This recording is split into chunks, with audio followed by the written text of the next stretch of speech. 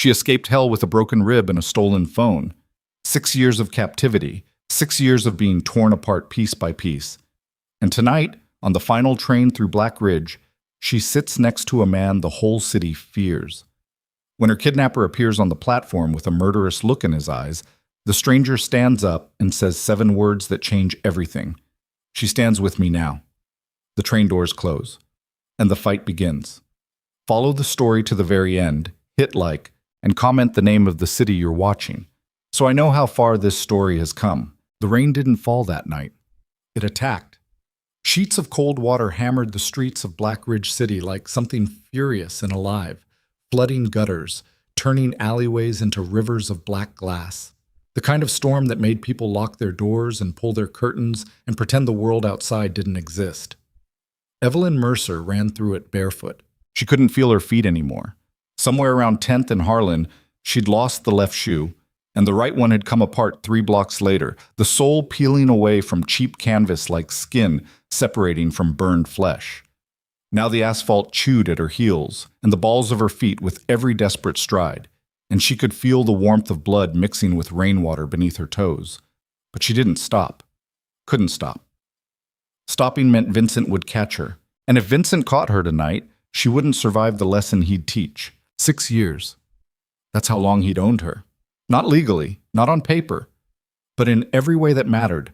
In the bruises that mapped her ribs like a secret language, in the way she flinched when doors opened too quickly, in the silence she'd learned to wear like armor because words were dangerous. Words made him angry, and angry meant the closet, the belt, the locked bathroom where the lights didn't work and the walls smelled like mildew and old fear. 6 years since she'd walked into a bar in the Meridian district and met a man with a beautiful smile and a voice like warm honey and believed him when he said she was the only thing in this world worth protecting.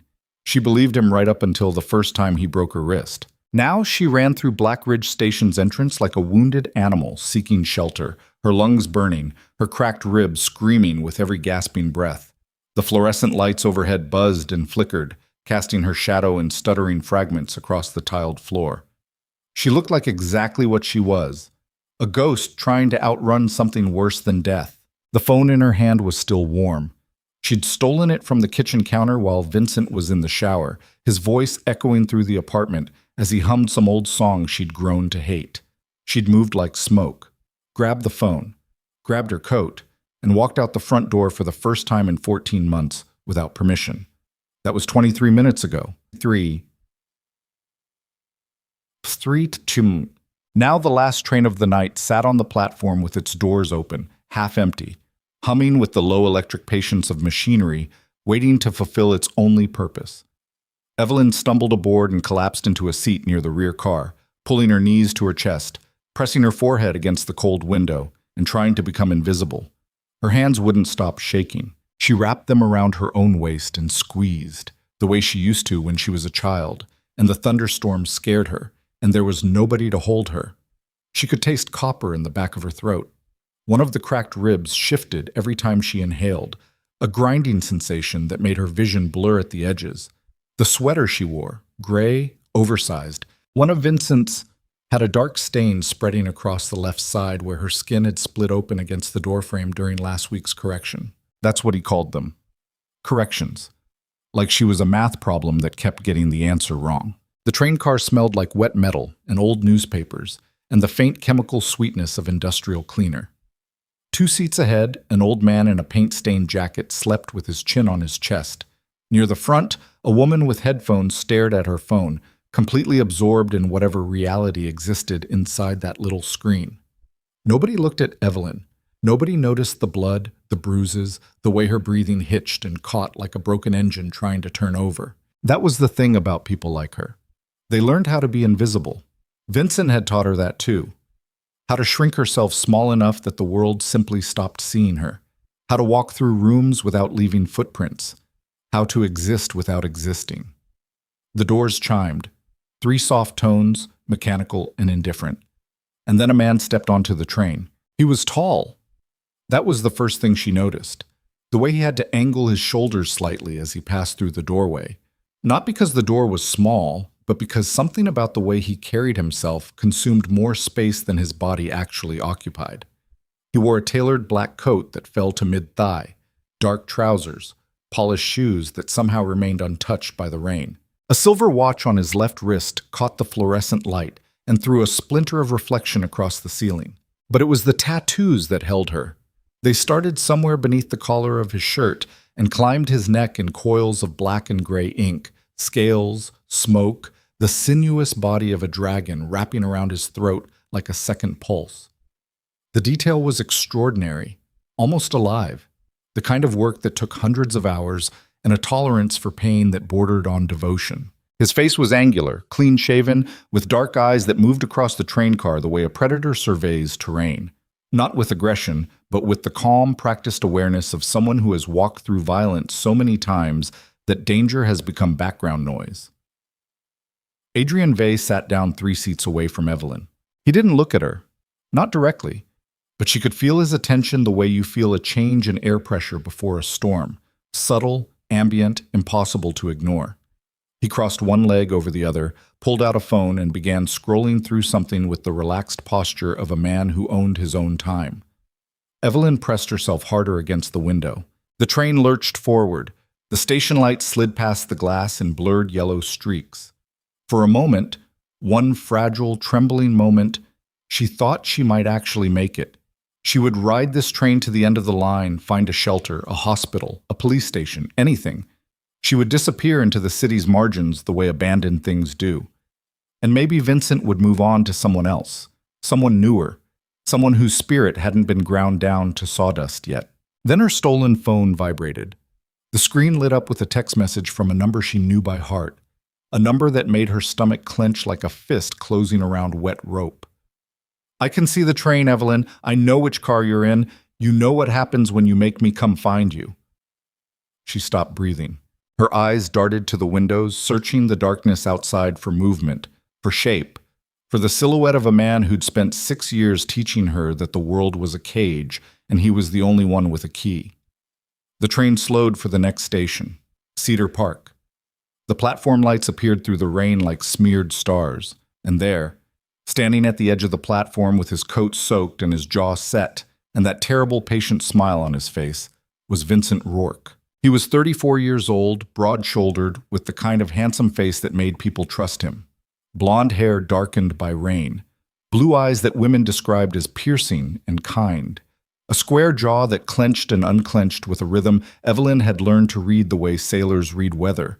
The faster the clenching, the worse the storm coming. Right now, his jaw was still. That was worse. That meant he was past anger, past the yelling and the throwing and the slammed doors. He'd entered the place beyond all that.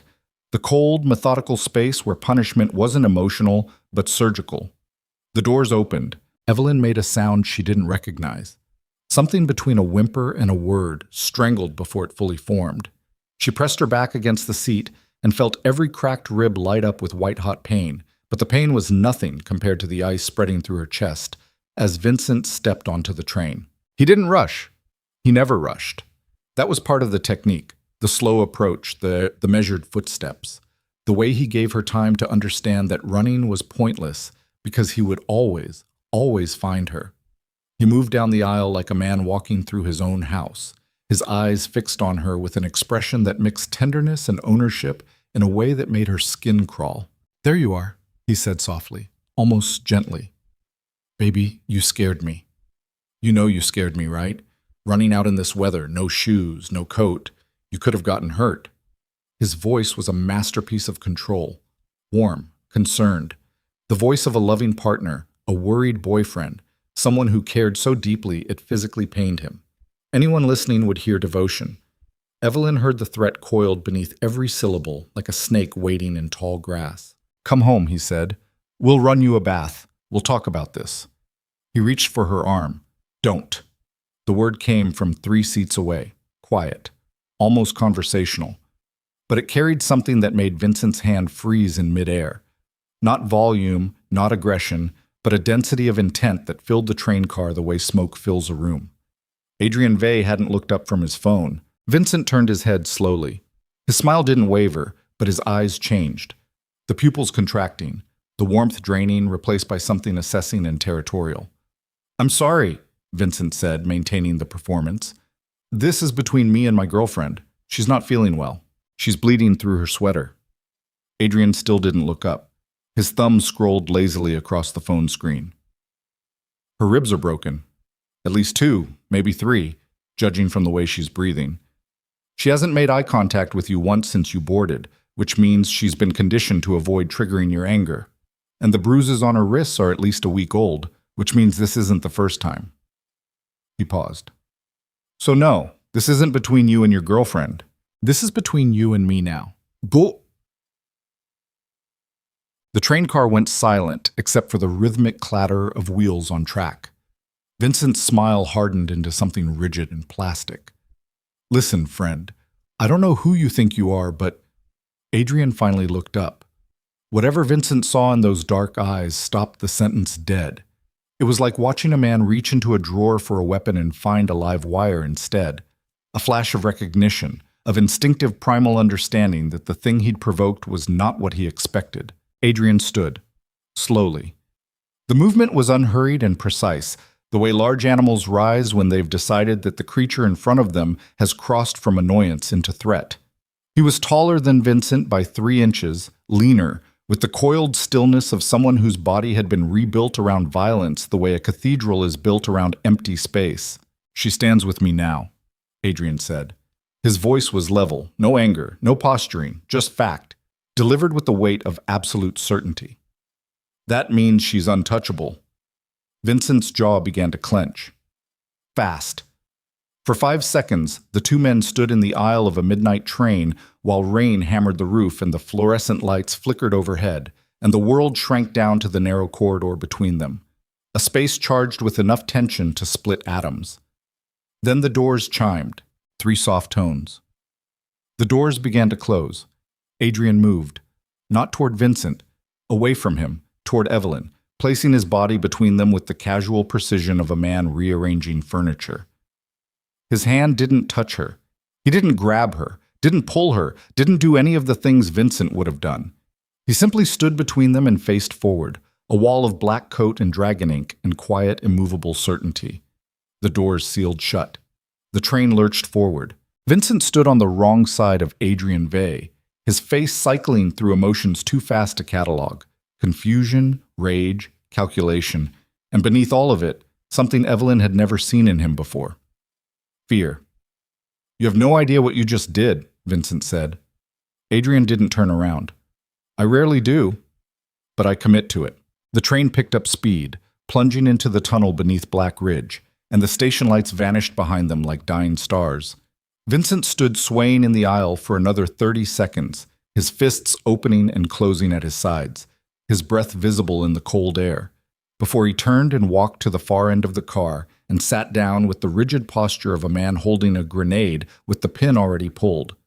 Evelyn couldn't move. She stared at the back of Adrian's coat, the way the fabric stretched across his shoulders, the faint scent of something expensive and dark that drifted from him like smoke from a banked fire. Her body was locked in the paralysis of someone who has survived on pure adrenaline and suddenly run out. "Breathe," Adrian said without looking at her. She realized she'd been holding her breath. She exhaled in a shuddering rush that sent pain cascading through her ribs, and the sound that escaped her was close enough to a sob that she clamped her teeth together to kill it. "Don't fight it," he said. "Your body needs to process. Let it." "Who are you?" she whispered. He glanced over his shoulder. Just a flicker of eye contact, dark irises, steady, unreadable. "Someone who was in the right place, or the wrong place, depends on your perspective. He'll follow us." "Yes." "He won't stop." "I know." "You don't understand. Vincent he has people. He has money. He has—" "So do I." The simplicity of it silenced her. Not arrogance, not bravado, just 3 words delivered with the same flat certainty as gravity. The train reached the end of the line at Ashford Terminal. The doors opened to an empty platform, and the old man in the paint-stained jacket shuffled off without looking at anyone. The woman with headphones followed. Vincent stood and walked toward the exit, pausing at the door to look back at Evelyn with an expression that promised everything terrible he was going to do when he got her alone again. Then he looked at Adrian. and Adrian looked back. Whatever passed between them was silent and absolute. A conversation conducted entirely in the language of men who understand that some situations only end one way. Vincent stepped off the train and disappeared into the rain. Adrian turned to Evelyn. "Can you walk?" She nodded, even though she wasn't sure. "There's a car waiting outside the east exit. Black sedan. The driver's name is Maddox. He'll take you somewhere safe." "Where?" "Somewhere he can't reach you." Evelyn stood on legs that felt like they belonged to someone else. The movement sent fresh agony through her left side, and she gripped the metal pole for support, her knuckles white, her vision swimming. Adrian watched her without offering help. Not out of coldness, she realized later, but because he understood that she needed to do this herself. That the simple act of standing up and walking forward under her own power was the first real choice she'd made in 6 years. She took one step, then another. At the train door, she paused and looked back at him. Why? The question was impossibly small and impossibly large at the same time. Why did you stand up? Why did you interfere? Why does a stranger on a midnight train decide that a bleeding woman he's never met is worth the trouble of a man like Vincent Rourke? Adrian's expression didn't change, but something moved behind his eyes. A flicker of something old and unresolved, like light glimpsed through the crack of a door that's been sealed shut for years. Because someone should have done it sooner, he said. The black sedan was waiting exactly where he said it would be. Maddox was a thick man with a shaved head and hands like engine blocks, and he opened the rear door without a word and drove through the flooding streets with the focused silence of someone who'd done this kind of thing before. Evelyn sat in the back seat and pressed her forehead against the cool leather and listened to the rain and tried to understand what had just happened. She couldn't. Her brain, rewired over 6 years to interpret the world through Vincent's rules, couldn't process the concept of someone intervening without wanting something in return. Every act of kindness she'd known in the past half-decade came with a price tag. Vincent's affection cost obedience, his protection cost silence, his love cost pieces of herself she'd never get back. What did Adrian Vey's intervention cost? She didn't know yet. And that was the most terrifying thing of all. The sedan wound through districts she didn't recognize. Industrial blocks giving way to commercial corridors, giving way to a stretch of waterfront where the buildings grew taller and sleeker and the streets grew quieter. They passed through 2 security checkpoints that Evelyn barely registered, gates lifting silently as the car approached, cameras tracking their progress like mechanical eyes. Then Obsidian Tower appeared through the rain. It rose from the waterfront like something that had grown rather than been built. 60 stories of black glass and brushed steel, its upper floors disappearing into the low storm clouds so that the building seemed to have no top, just an infinite upward thrust into darkness. The lobby lights burned gold against the rain, and Evelyn could see the silhouettes of men in the entryway, standing with the particular stillness of people paid to be dangerous. Maddox pulled into an underground garage that required 3 separate scans to enter. "End of the line," he said. First words he'd spoken. Evelyn followed him to a private elevator that required a thumbprint and a 6-digit code. The doors opened onto the top floor, and she stepped into a space that didn't make sense. A penthouse that stretched the entire width of the tower, floor-to-ceiling windows on 3 sides revealing the full panorama of Black Ridge City drowning in rain. The furniture was dark, minimal, expensive. The lighting was low and warm. The floors were black marble polished to a mirror shine. A woman in medical scrubs was already waiting. "Sit," the woman said, gesturing to a leather couch. No introduction, no small talk. She opened a medical kit on the coffee table and began working on Evelyn with the brisk efficiency of someone who'd treated bullet wounds in worse conditions. The ribs were cracked, not broken. 2 on the left side, 1 hairline fracture on a third. The laceration on her torso was superficial but needed butterfly closures. Dehydration, mild malnutrition, bruising across both forearms consistent with defensive wounds. Older injuries beneath the new ones, layered like geological strata. The history of violence mapped in yellow, green, and purple, and the dark wine color of damage that went deeper than skin. The doctor said nothing about any of it, just worked. When she finished, she left a row of pill bottles on the table. Painkillers, anti-inflammatories, antibiotics, something for sleep, and disappeared through a door that sealed behind her with a soft pneumatic hiss. Evelyn sat alone in the penthouse of a building she didn't know, in a part of the city she'd never seen, wearing a dead man's sweater stained with her own blood, and felt the full weight of her situation settle onto her shoulders like a physical thing. She had no identification, no money, no phone. She'd left the stolen one on the train. No family. Vincent had severed those connections years ago, one relationship at a time, until she was completely isolated. No friends, no plan, no idea who Adrian Vey actually was or what he wanted from her. She was free, and she had absolutely no idea what to do with it. The elevator opened 40 minutes later and Adrian walked in carrying the cold night on his coat. He shed it onto a chair in mat. Beneath it, a dark button-down with the sleeves rolled to his forearms, revealing the full extent of the dragon tattoo as it coiled from his wrist to his collarbone. He moved to a bar cart, poured 2 glasses of something amber, and set one on the table near Evelyn without asking if she wanted it. Then he sat across from her and said nothing. The silence stretched. Not uncomfortable, purposeful. He was giving her space the way you give a cornered animal space, not by retreating, but by simply refusing to be a threat. "You're not a good person," Evelyn said finally. It wasn't a question. Adrian took a sip from his glass. "No." "What do you do?" "I keep Black Ridge running, the parts that don't show up in newspapers." "That's not an answer."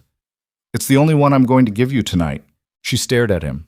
The painkillers had taken the edge off the ribs, but her mind was sharpening, cutting through the fog of adrenaline and fear into something harder, something that felt like clarity. "What do you want from me?" "Nothing." "Everyone wants something. Not tonight." He set down his glass. "Tonight you have a bed, a locked door, and a doctor on call. Tomorrow you'll have a phone, money, and papers good enough to get you on a plane to anywhere you want. The elevator isn't coded to keep you in. It's coded to keep everyone else out. And if I leave, then you leave. Just like that. Just like that." She searched his face for the lie, for the hook buried inside the bait, for the Vincent-shaped trap disguised as kindness. She'd become an expert at reading the architecture of manipulation. The carefully timed generosity, the strategic vulnerability, the slow tightening of invisible chains. She found nothing, and that was more unsettling than anything she'd experienced tonight. "I don't trust you," she said. Adrian stood. "Good. Trust is earned, not offered." He moved toward the hallway that led to the private wing. "Your room is the second door on the left. Lock it if you want. The code is 7741. "Why are you doing this?" He stopped walking but didn't turn around. For a long moment he stood there, framed by the hallway's dim light, the dragon on his neck catching shadow, and she saw his shoulders shift with a breath that seemed to carry more weight than air. "Because 6 years is a long time to be someone's prisoner," he said, "and nobody deserves to spend a 7th. He disappeared into the darkness of the hall. Evelyn sat alone in the penthouse. The city burned with light beyond the rain-streaked windows. The pills sat untouched on the table. The amber liquid in the glass caught the low light and held it like trapped fire. She didn't sleep that night. She sat on the marble floor beside the locked bedroom door, with her back against the wall, and her arms wrapped around her knees, listening to the building breathe around her, and waited for something terrible to happen. Nothing did. And somewhere across the city, in an apartment that smelled like control and aftershave and 6 years of captivity, Vincent Rourke stood in the empty kitchen staring at the counter where his phone used to be and felt something he hadn't felt since childhood. Not anger. That would come later, hot and precise and devastating. What he felt now was simpler, older. The purest form of the emotion, stripped of every civilized disguise, rage. He picked up the landline and dialed a number he'd been given years ago by a man who traded in debts and favors and the kind of violence that didn't make the news. "It's Rourke," he said. "I need to find someone, and I need the name Adrian Vey erased from this city." The voice on the other end of the line was calm, professional, the voice of an industry built on other people's desperation. "Mr. Rourke, you do understand what you're asking for. Adrian Vey isn't a man you erase quietly. Then erase him loudly. I don't care how. I want her back, and I want him gone." A pause. The sound of someone weighing profit against risk and finding the scale tipping toward opportunity. "There are people who want the same thing you do." The Mori Syndicate has been looking for leverage against Vey's operation for years. If you're willing to provide intelligence, her location, his routines, access points to Obsidian Tower, we can make introductions." Vincent's jaw clenched. Once, twice. "Make the call," he said. He hung up. Outside the window, Black Ridge City churned beneath the storm, and the rain kept falling with the patience of something that knew exactly how long it would take to wear the world down to nothing. And in Obsidian Tower, 60 stories above the drowning streets, Evelyn Mercer pressed her ear to the bedroom door and listened to silence and wondered if she had escaped one cage only to stumble into another.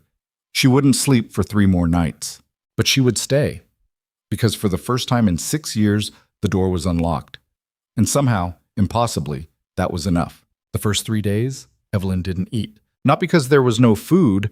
The kitchen in Obsidian Tower was stocked with the kind of quiet abundance that comes from money so deep it stops being visible. Fresh fruit in a bowl on the counter, bread still warm from somewhere, coffee that smelled like it had been ground that morning by someone who cared about such things. Every morning, a tray appeared outside her bedroom door without a knock, without announcement, just materialized the way things materialize in places run by people who understand that control is most effective when it's invisible. She ate nothing, drank water from the tap with her hands cupped under the faucet like an animal. Trust was a language she'd forgotten how to speak. On the 4th morning, she came out of the bedroom at 6 a.m. and found Adrian sitting at the kitchen table with a newspaper and a cup of black coffee, dressed like he was heading somewhere important. Dark charcoal suit, no tie, shirt collar open 2 buttons. He didn't look up when she entered, didn't acknowledge her, just turned a page with the deliberate calm of a man who had decided that pressure was the wrong tool for this particular situation. Evelyn stood in the kitchen doorway for 11 seconds. She counted. Then she walked to the counter and poured herself coffee. She sat at the far end of the table and stared at the black surface of the liquid and felt the heat against her palms and did not speak. Adrian did not speak. Outside the floor-to-ceiling windows, Black Ridge City was waking up in gray morning light, its streets still slick from last night's rain, its skyline sharp and indifferent against a colorless sky. "You go through this paper every morning?" she said. "Yes?" "What are you looking for?" He turned another page. "What's already happened, and what it means for what's coming." "That's vague." "Yes." She took a sip of coffee.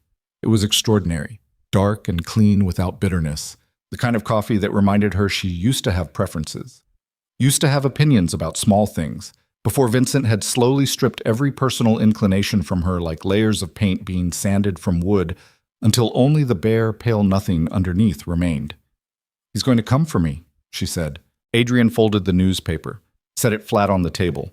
He looked at her for the first time that morning, and she met his eyes without looking away, which surprised her enough that she noticed it. "I know," he said. "You know, and you're sitting here reading the paper." Information is preparation. Preparation is the only thing that matters when someone's coming. Vincent isn't just someone. He has connections. He has money. She set down the mug. He has a temper that doesn't quit. "So does Black Ridge," Adrian said, "and it answers to me." The arrogance should have annoyed her. Instead, it settled something in her chest. Not reassurance exactly, more like the feeling of standing on solid ground after a long time on moving water. Not safe, just stable. "I want to know what you are," she said. Not the vague answer, the real one. Adrian studied her. Something moved in his expression. Not discomfort, but the calibration of someone deciding how much truth this particular moment could hold. "I run the infrastructure Vincent can't see," he said. "Port access, import routes, the agreements that keep the city's various competing interests from burning it down. I manage relationships with people who don't exist on paper and make decisions that never reach courtrooms." He paused. "If Black Ridge is a body, I'm the parts that don't show up in photographs. You're a criminal. I'm a system." "That's what criminals say?" Something shifted in his face. Not quite amusement, closer to recognition. "You're sharper than you're letting on." "I had to be," Evelyn said. "Sharp or disappear. That was the choice." She picked up the coffee again. Her hands were steadier than they'd been since the train. The ribs still ground against each other when she breathed too deep, but the medication took the worst of it down to a manageable hum, and her mind was clearing by degrees, the fog of sustained terror lifting slowly the way fog burns off water when the sun finally decides to commit. "What do you want from me?" she asked again. Same question as 4 days ago. "Still nothing," Adrian said. "That's not an answer a person gives without wanting something." He was quiet for a moment. Then, "I want you to stop waiting for the trap." She almost laughed. Almost. "That's easy to say when you're not the one who's been in one for 6 years." "I know." "You don't know. You can't know." "No," he said. "I can't." He stood, gathering the newspaper, moving to the counter to refill his coffee. His movements were always like this. Economical, deliberate, nothing wasted. "But I know what it looks like from the outside, and I know it takes longer to unlearn than it took to learn." Evelyn watched him. "You've seen it before." It wasn't a question, but he answered it anyway. "Yes." He didn't elaborate. She didn't ask. Some doors you don't open on the fourth morning. The day passed in the uneasy truce of two people learning the dimensions of a shared space. Evelyn moved through the penthouse carefully, cataloging exits the way she'd been conditioned to catalog them in Vincent's apartment, not because she planned to use them, but because knowing where the exits were was the only thing that kept the panic at a manageable frequency. She found that the elevator, as advertised, opened without a code from the inside. She pressed the button twice just to confirm it. Both times the doors opened immediately, revealing the descending shaft and the choice to leave. Both times she stepped back. The third time she pressed the button, a man she hadn't seen before was standing in the elevator already. Mid-40s, built like a warehouse, wearing a dark jacket over a white shirt with the particular bulk that meant he was carrying something beneath it. He looked at her without expression. "Ma'am." "Who are you?" "Jericho. I work for Mr. Vey." "Are you watching me?" "I'm watching the floor." She studied him. "Is there a difference?" A beat. Something that might have been the ghost of a smile. "Today? Not much." She stepped back and let the doors close. Adrian's people were everywhere in the building, she realized over the following days. Not aggressive, not obviously armed, but present in the way that expensive security is present, seamlessly woven into the environment, visible only once you knew what to look for. She began mapping them. The woman at the lobby desk who spoke on the phone, but watched the entrance with a stillness that had nothing to do with phone calls. The pair of men who rotated through the 48th floor at 90-minute intervals. Jericho, who appeared on the residential level twice daily with the timing of someone running a scheduled sweep. On the 6th day, Adrian came to her door and knocked. She opened it. He held out a phone, new, slim, already activated, and beneath it, a slim envelope. "Phone has 3 numbers programmed," he said. "Mine, Maddox. A doctor whose discretion I can guarantee. The envelope has cash and an ID, Evelyn Cross. Same first name, so you answer to it automatically. The ID is clean. Travel documents are in there too." He extended it toward her. "You can go. Tonight, tomorrow, whenever." She took the phone, didn't take the envelope. He waited. "Where would I go by?" she said. Not rhetorical, not self-pitying, just the flat articulation of a problem. She had no one left. Vincent had seen to that with surgical patience. Her sister no longer took her calls. Her college friendships had been allowed to die from neglect. Her coworkers from the graphic design job she'd had when she met him had long since stopped reaching out. She existed in a social vacuum that Vincent had spent years carefully constructing because isolation was the architecture of control. "Anywhere," Adrian said. "I don't know what anywhere looks like." He held her gaze. Something passed through his face. Not pity. She would have burned the envelope if she'd seen pity. More like acknowledgement.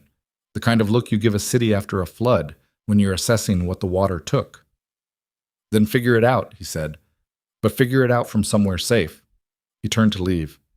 "Teach me," she said. He stopped. "Teach me what you know. How to move in this city. How to read people like you read them. How to stop—" She stopped herself. Pressed her jaw tight. The next words cost her something. "How to stop flinching every time a door opens." Adrian turned back around. His expression was closed, carefully closed, in the way things are sealed rather than simply shut. "No." "Why not?" "Because what I know comes with a price you haven't calculated yet. I'm already paying prices I didn't calculate. At least this one would be on my terms. He studied her for a long moment. The city hummed beyond the glass. Somewhere far below, a siren moved through the dark like a needle dragging thread through black fabric. "Sleep on it," he said. "If you still want it tomorrow, we'll talk." She did want it tomorrow, and the day after that.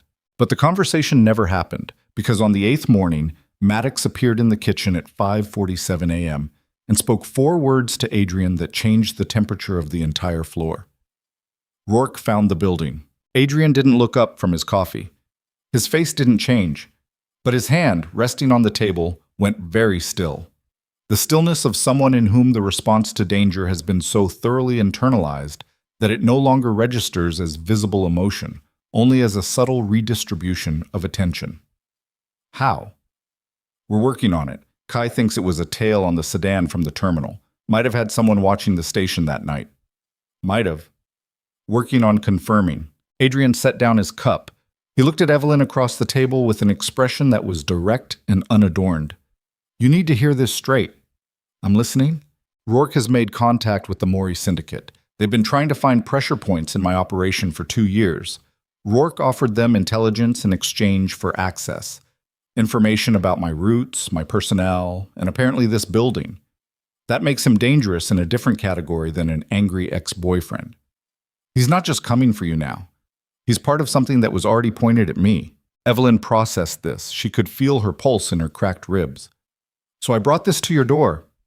"It was already at my door. He just handed them a key. That doesn't make it better." "No," Adrian said. "It doesn't." Maddox shifted his weight by the doorway. "We moving her?" Adrian looked at Evelyn, not deciding for her, asking. She hated that she appreciated that. "Where?" she said. "Secondary location. Off the grid in a way Obsidian isn't. This building is known. Our backup isn't." "What about here? Your people?" "They'll hold the building. This is theater for Mori. They want to see if Rourke's intelligence is good. They'll probe first, move on what they learn. We have time, but not much." Evelyn stood. She'd been sleeping in borrowed clothes, clean, plain things that had appeared folded outside her door without explanation, which she'd stopped questioning. And she looked nothing like the bleeding ghost from the train. Her hair was clean. The dark circles under her eyes had receded from crisis to merely tired. The bruises on her forearms had faded from purple to the brownish yellow of old damage. She still moved carefully, still breathed shallow around the ribs, but she stood in the middle of Adrian Vey's kitchen at 6 in the morning while his security chief waited in the doorway and the city tightened its grip outside the windows, and she felt something she hadn't expected. Not fear, clarity. "All right," she said. "Let's go." They moved in 2 vehicles. Evelyn rode with Adrian in the back of a black SUV, Maddox driving with a 3rd man in the passenger seat, whose name she didn't know, and who spent the entire drive watching his side mirror. A 2nd vehicle followed with 2 more of Adrian's people. The streets of Black Ridge were morning empty, slick and pale under a sky the color of old aluminum. They passed through the financial district, through the tangle of mid-city streets where the restaurants and bars hadn't yet opened, through the eastern industrial corridor where the buildings grew lower and older and the streets wider. Evelyn watched the city scroll past the window and tried to memorize landmarks with the instinctive geographic attention of someone who'd learned that knowing where you are is the first element of knowing how to run. "You're mapping the route," Adrian said. She looked at him. "Yes." "Good." He said it without irony, without qualification. Just good. The way a teacher confirms that a student has done something correctly. She turned back to the window. They pulled into a converted warehouse near the waterfront's eastern edge.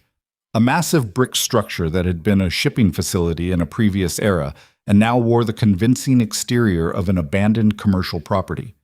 Broken windows on the upper floors, overgrown loading dock, a hand-painted no trespassing sign orange with rust. Inside was something else entirely. The ground floor was operational, a communications hub with screens displaying feeds from cameras positioned throughout the exterior, a weapons locker that Evelyn didn't stare at for too long, a medical station more sophisticated than some clinics she'd visited. The upper 2 floors had been converted into living spaces, Spartan but functional, with the kind of deliberate practical comfort that prioritized utility over aesthetics. "How many people know about this place?" she asked. 6, Adrian said.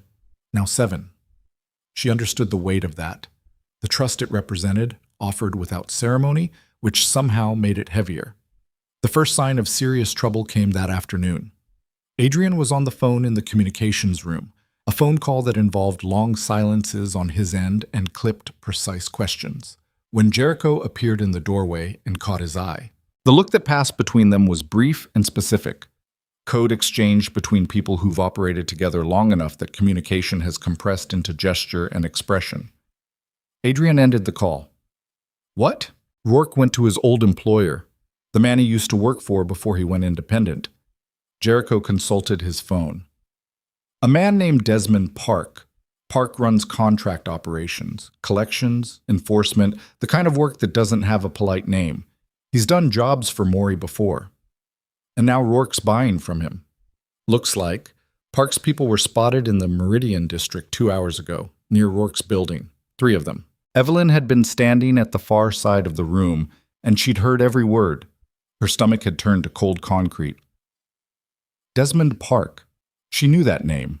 Vincent had mentioned it once, years ago, in the careful way he occasionally let information slip to remind her of the architecture of threat that surrounded his life, and, by extension, hers. Park's people didn't do things cleanly. That was what she remembered. Park's people did things that made examples. He's building a case, Adrian said. He's not coming after this building alone. He's going to feed Maury enough to open an assault and use the chaos to come for you in the confusion. He looked at Evelyn. No apology in it, just information delivered directly, because he'd apparently decided she was someone who could handle information directly. She could, just barely. So what do? She said. We hit first. The simplicity of it stopped her. What? Maury is probing. That means they haven't committed. If we disrupt Rourke's intelligence delivery before it reaches the syndicate, they go dark. Rourke loses his leverage and his protection simultaneously. Adrian's voice was completely level. He might have been discussing a scheduling conflict. We have a window, small, but there. Evelyn stared at him. You're talking about attacking someone. I'm talking about preventing an attack on us. By attacking them first. Yes.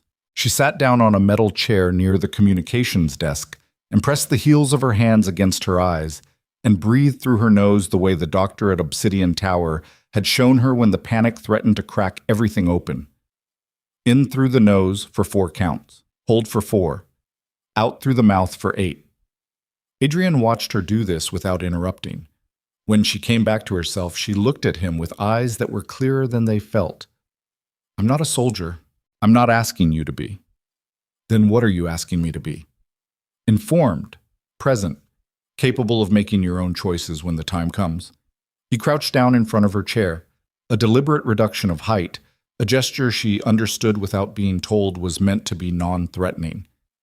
Nobody is going to use you here, but I won't lie to you about what's coming. That's the deal. What deal? We didn't make a deal. We're making one now. She looked at him, really looked, the way she'd trained herself not to do in 6 years of survival, because looking meant seeing and seeing meant feeling, and feeling had been the most dangerous thing available to her.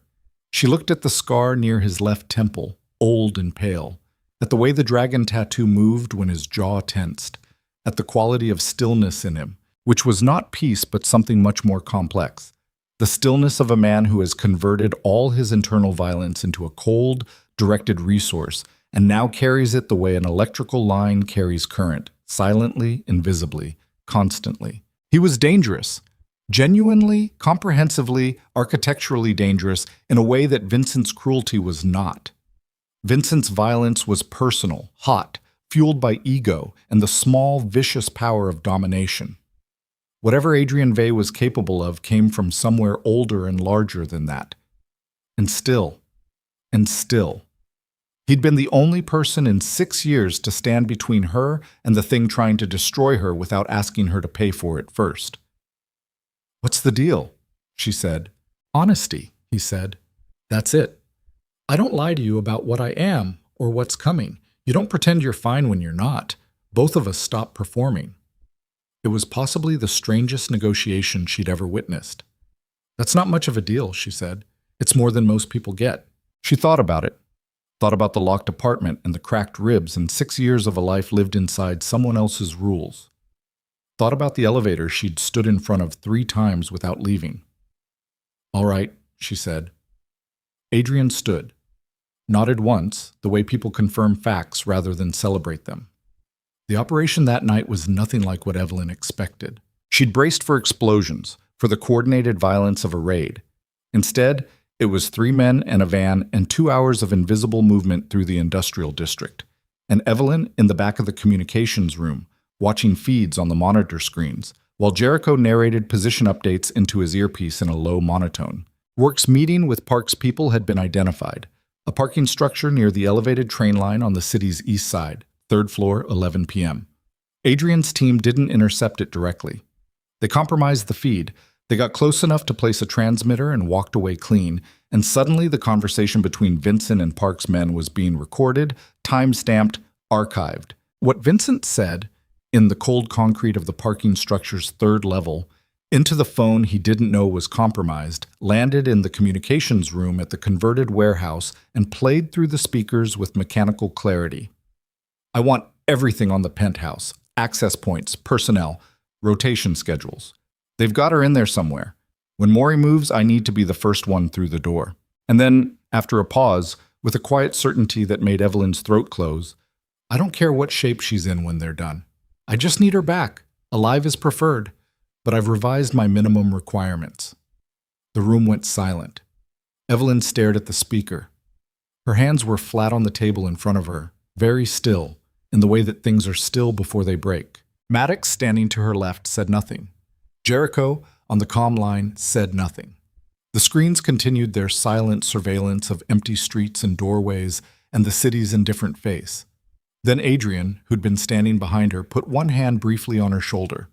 Not a grip, not a claim. The weight of 5 fingers for 3 seconds. The wordless acknowledgement of a truth too large for language. She didn't pull away. He removed his hand. "He just made it simpler," Adrian said. His voice was a flat line, all emotion burned off, leaving only the metal structure of intent. "Now it's not complicated. Now it's just necessary." He picked up his phone and made a call. "It's me," he said. "Move up the timeline." Evelyn sat in the warehouse at 11:43 p.m. and stared at the screens and understood, with the cold, clean certainty of someone whose last illusion has just been removed, that she had already crossed the point of no return. Not when she'd boarded the train, not when she'd stayed at Obsidian Tower, not even when she'd agreed to Adrian's deal. She'd crossed it right now, right here, sitting in this room, listening to the man who'd owned her for 6 years calmly revise his minimum requirements for her survival.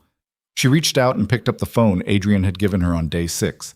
She turned it over in her hands. 3 numbers. His, Maddox, the doctor. Then she set it down and looked at Adrian's back as he continued talking in low, precise sentences. "I want to learn," she said. He stopped talking, lowered the phone, turned. "What you were going to teach me," she said. "Before this. I don't want to wait anymore." He studied her face for a long moment, reading something in it, she could tell, some shift he was measuring against what he'd seen in the past 8 days, calculating the difference. "Tomorrow," he said. "Tonight." His jaw tightened.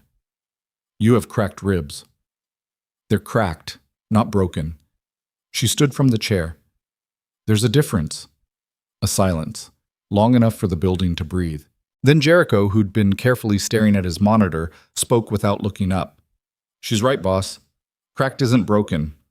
Adrian turned to look at Jericho with the kind of expression that would have made most men reconsider their career choices. Jericho continued staring at the monitor. Adrian looked back at Evelyn. "First thing tomorrow," he said. "And you do exactly what I say. No argument, no ego." "I've spent 6 years doing exactly what someone said with no argument," Evelyn said. "I can manage one more version of that. This version doesn't leave bruises." The words landed between them with the weight of everything they implied. She met his eyes, held them. "I know," she said. Somewhere outside this warehouse, on the other side of Black Ridge's sleeping industrial district, a phone was ringing. 3 men picked up in sequence, passing information like a current through wire. And in a building she'd never seen in a neighborhood she'd never visited, A man named Hiro Mori sat behind a glass desk and listened to what Vincent Rourke had purchased for him, and smiled the smile of a strategist who has just been handed the key to a door he'd been trying to open for 2 years.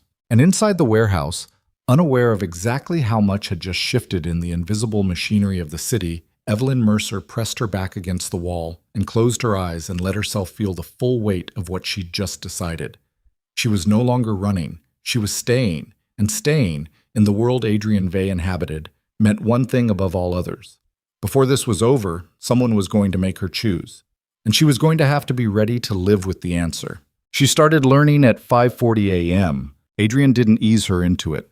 There was no warm-up speech, no reassuring framework, no careful scaffolding of beginner's instruction. He handed her a mug of black coffee at the warehouse's ground floor training space, a cleared section of concrete beneath the building's old freight beams, equipped with nothing fancier than a rubber mat, a heavy bag suspended from a chain, and a wall-mounted rack of training equipment that had clearly seen serious use. And he said, "Show me what you already know." Evelyn stared at him over the rim of the mug.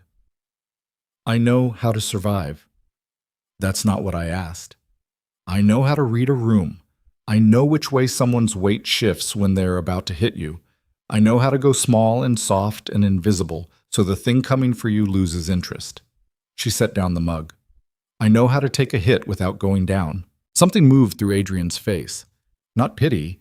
She'd cataloged his expressions carefully enough by now to know the difference. This was closer to the look of someone who has just confirmed a calculation they hoped would come out different. "That's defensive," he said. "That's what kept me alive." "That's what kept you available," he said. "Available to be hit again. There's a difference." The words landed with the blunt force of something true and ungentle. She didn't argue. Couldn't, really, because she'd had the same thought herself in the dark hours of the past 9 days. The understanding that everything she'd learned for survival had been optimized for endurance rather than escape. She'd become extraordinarily good at absorbing damage. She'd never learned how to stop it. "Then teach me the other thing," she said. He did. The first week was purely physical, and it was the hardest thing she'd done since the night she ran. Adrian worked her on the basics without sentiment. Stance, weight distribution, the geometry of how a human body telegraphs intention before the intention becomes action.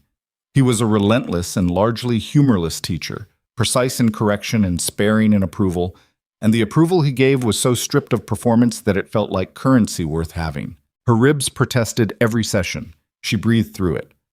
Adrian noted when she was favoring her left side and adjusted accordingly, not by reducing the intensity, but by building around the limitation until the limitation was smaller. By the end of the first week, she'd stopped automatically dropping her eyes when he moved toward her. That was the first real thing, smaller than it sounded, enormous in every way that mattered. Meanwhile, the city was moving.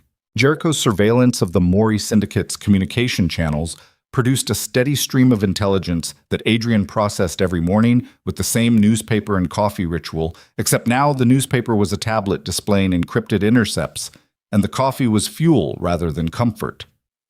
The pattern emerging from the data was clear and unsettling. Mori wasn't probing anymore. They were building.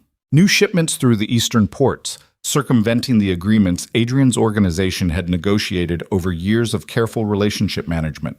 Personnel movements in the Meridian District, bodies being repositioned toward Black Ridge's financial core. And 3 of Adrian's secondary business contacts had gone unreachable in the space of 5 days, which meant either compromised communication or something worse. "They're cutting your supply lines," Evelyn said one morning, looking over Jericho's shoulder at the data map. She'd gotten into the habit of sitting in on the intelligence briefings. Nobody had told her she could. Nobody had told her she couldn't. She'd simply started appearing, and the room had accommodated her presence. "That's one read," Jericho said. "What's the other read?" "That it looks like they're cutting supply lines, so we focus on that while they do something else." She turned that over. "A diversion." "Maybe. What's the something else?" Jericho looked at her with the expression of a man updating his assessment of someone mid-conversation. "That's what we're trying to work out." Adrian was absent from that particular morning briefing. He'd been gone since before 5 a.m. Maddox had driven him somewhere without explanation, which was normal. his comings and goings governed by a schedule that lived entirely in his head and was shared with others only on a need-to-know basis. Evelyn had learned not to ask about it, not because she'd been told not to, but because she'd observed that asking where Adrian was without operational reason was a question that produced careful, non-answers from his people, and careful non-answers were the fingerprints of information worth protecting. He returned at noon with mud on his shoes and a closed expression that had something extra behind it. He found her in the upper floor's living space, working through the knife defense drill he'd assigned her, a slow, repeated sequence of movements that looked like a strange private dance when performed alone, the muscle memory repetition that would eventually make the response automatic. She was good at the repetition. 6 years of behavioral conditioning had given her an almost mechanical capacity for drill. He watched her for a moment from the doorway. "Stop," he said. She stopped. "Come with me." They went to the communications room. Maddox was already there. So was a man she hadn't met, late 40s, slim, wearing a jacket that had seen better years, with the kind of face that looked like it had been broken and reset several times and hadn't entirely forgiven the process. He sat at the far end of the table with his hands flat on the surface and his eyes moving between the room's occupants with the calibrated wariness of a man who has survived by staying aware of exits. "This is Carr," Adrian said. "He runs a data operation on the Mori Syndicate's financial infrastructure. He's been providing me information for 2 years. Carr nodded at Evelyn without expression. "Tell her what you told me," Adrian said. Carr's eyes moved to Adrian. Something in them shifted. The faint, involuntary contraction of someone about to say something they'd rather not say in present company. "All of it," Adrian said. Carr exhaled through his nose. 3 weeks ago, the syndicate acquired a new intelligence package on Vey's operation. Personnel, locations, route schedules, the secondary warehouse network. He paused. It was comprehensive. The kind of comprehensive you only get from someone inside. The room held its breath. Evelyn processed the word. Inside. The package included this location, Carr continued. The converted warehouse. It was delivered to Maury's primary intelligence contact 11 days ago. He looked at the table. 4 days before Rourke made his approach. Evelyn did the math. 4 days before Rourke. That meant the intelligence breach wasn't Rourke. Rourke had come after. Someone gave them this building before Rourke even made contact, she said. Yes, Carr said. She looked at Adrian. His face was a controlled surface over something she couldn't read. You knew. I found out this morning. That's not... She stopped herself. Who? Carr's hands moved on the table, a small, uncomfortable adjustment. The data signature matches communication patterns I've been tracking for 8 months. The person providing intelligence to Maury has been operating inside Vey's organization for at least that long, possibly longer. He stopped. Say the name, Adrian said. Quiet. Utterly flat. A beat of silence that had weight to it. Lena Park, Carr said. The name meant nothing to Evelyn, but it meant something to Maddox, whose expression went through 3 changes in as many seconds. Disbelief, recalibration, a forced neutrality that didn't entirely cover the disbelief underneath. And it meant something profound to Adrian, who went completely still in the way she'd learned to recognize as his most extreme response. Not the stillness of calm, but the stillness of something that has locked down every external signal while internal pressure builds to a threshold. Lena runs logistics for the Eastern Port Corridor, Maddox said slowly. She's been with us for 4 years. 3 years, 8 months, Carr said. The first data breach I can definitively attribute to her is from the month she joined. Maddox put his hands on the table. You're saying she was placed. I'm saying the timeline is consistent with placement. The word sat there. Placed. Not turned. Not corrupted. Not compromised by circumstance or money. Placed. Someone had inserted her into Adrian's organization with the specific long-term purpose of intelligence collection. The patience of it was staggering. Where is she now? Adrian said. Eastern Port Office, Maddox said. He was already reaching for his phone. Don't, Adrian said. Don't contact anyone there. If she has any signal system with Maury and we move on her before we're ready, they move on us immediately. He looked at Carr. What's the status of the intelligence she's already delivered? It's been incorporated into their operational planning. Which means, which means they already know where we are, Evelyn said. Everyone looked at her. She pressed on. They have this location. They've had it for 11 days. If they were going to use it for a direct assault, they would have moved already. So they're holding it. She thought through it, the logic arranging itself with the same clarity that had once helped her navigate 6 years inside a system designed to disorient her. They're holding it because they want to use it at the exact right moment, when it does the most damage. Carr was watching her now with the full attention of someone who has revised their estimate upward significantly in a short period of time. Adrian's eyes hadn't left her face. "When is the most damage?" she said, looking at him. "When we think we're safe," he said. "When we've settled here, built operations around this location, trusted it." He paused. "Or when we're mid-operation, moving, committed to something that splits our resources." "Are you mid-operation right now?" The silence that followed that question told her everything. "What are you committed to?" she said. Adrian pulled out a chair and sat down. He looked at Maddox. Something passed between them. The rapid bilateral calculation of men deciding in real time how much information a situation requires. "Sit down," Adrian said to Evelyn. She sat. 3 weeks ago, before any of this broke, I made a move against the Mori Syndicate's primary revenue infrastructure. Compromised their import licensing through a contact in the Port Authority. It was designed to force them to the table, to make the cost of continued aggression against my operation too high to sustain. He folded his hands on the table. It worked. They agreed to a meeting, neutral ground, 5 days from now. Myself and 2 representatives versus Hiro Mori and his people. Evelyn stared at him. A meeting. A negotiation. Which they've now agreed to while simultaneously having an active intelligence asset inside your organization and building what looks like a combat operation against your supply lines. Yes. So the meeting is a setup. Almost certainly. Then why are you going? Adrian looked at her with the expression of a man who has walked into rooms he knew were dangerous, because the alternative was allowing the danger to walk into his. Because if I don't go, they escalate immediately. The meeting buys time I can use if I know what I know now. And what do you know now? I know the intelligence they received from Lena is partially wrong. A thin pause. I had already rotated some of the route schedules and personnel assignments after I suspected a breach. Not enough to confirm who, but enough to insert errors. If they act on what she gave them, they'll be targeting positions we've already vacated. Evelyn's breath slowed. You knew there was a breach before this morning. I suspected. This morning confirmed. She sat with that. Let it fully assemble. Then, that means you knew when you moved me here that this location might be compromised. Yes. And you moved me here anyway. The alternatives were more compromised. She stood up. The chair scraped back against the concrete floor with a sound like something tearing. She walked to the far side of the room and stood with her back to all of them for 15 seconds, hands at her sides, the way she'd stood in the locked bathroom in Vincent's apartment, waiting for the emotional flood to peak and recede. It peaked. She managed the recede. She turned around. Tell me what you need me to do, she said.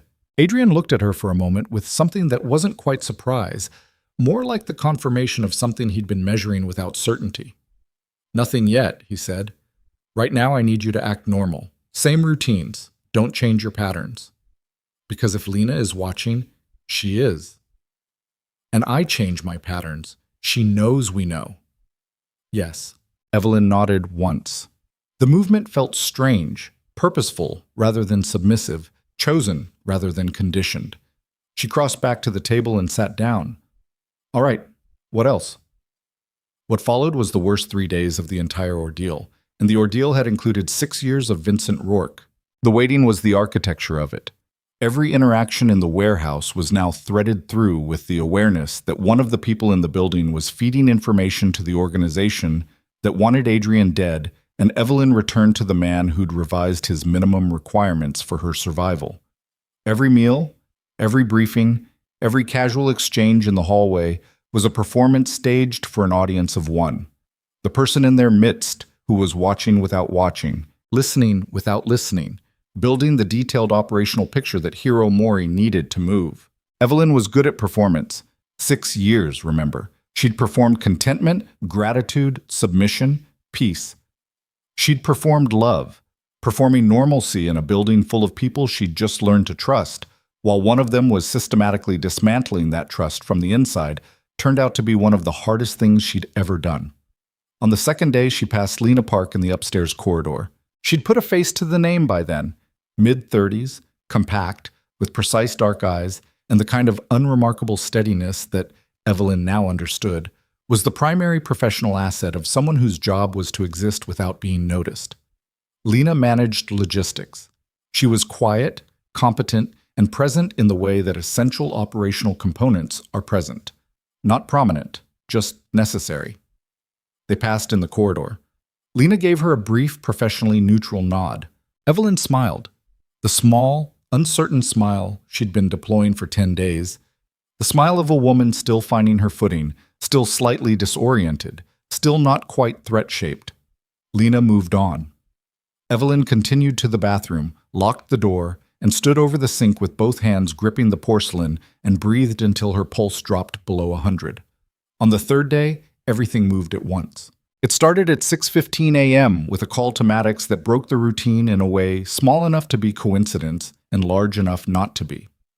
One of the Eastern Corridor contacts had resurfaced, one of the three who'd gone unreachable a week ago, and was requesting an emergency meeting.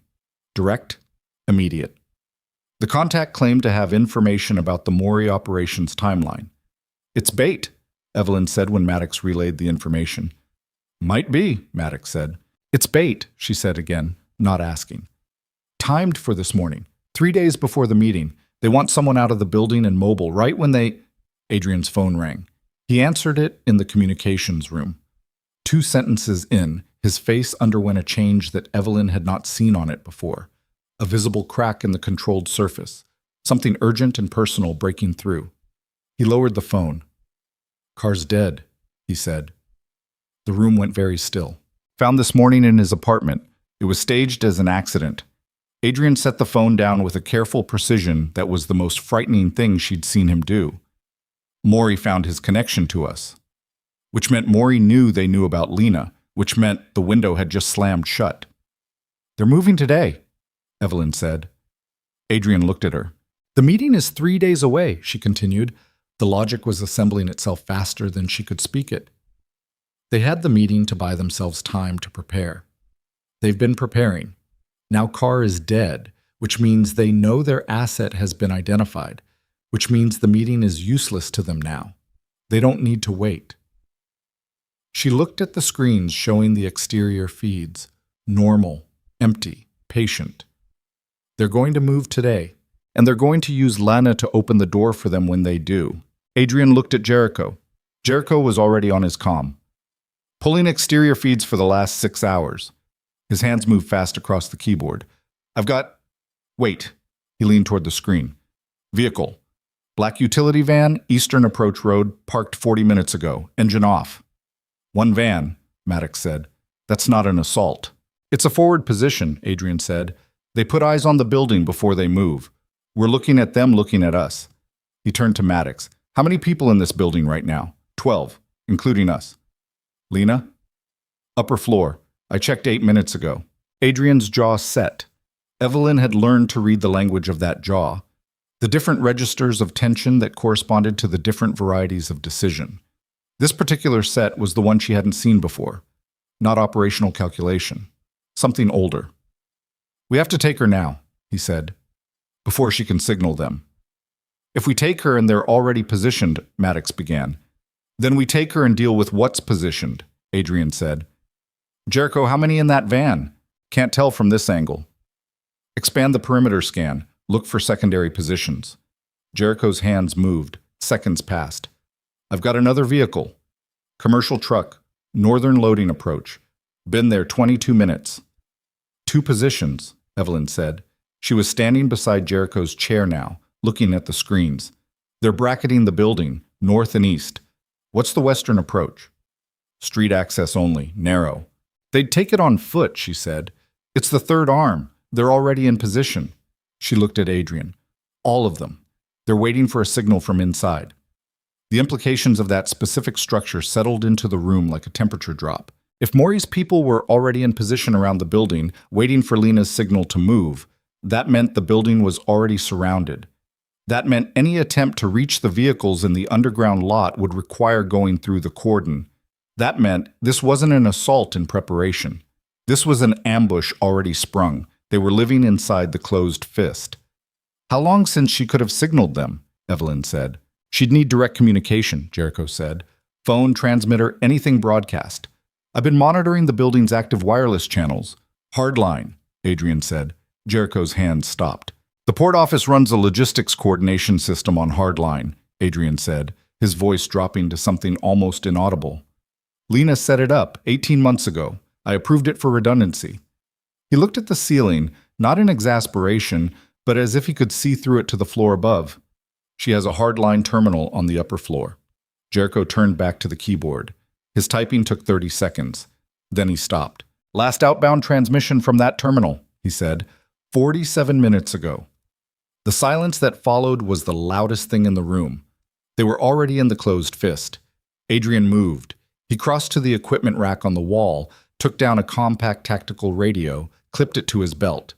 He looked at Maddox. Something passed between them, the bilateral communication of men who've done this before. And Maddox moved without a word toward the weapons locker. Evelyn, Adrian said. She looked at him. Get to the secondary staircase at the back of the building. Ground floor has a structural maintenance crawl space that opens to the drainage channel on the south side.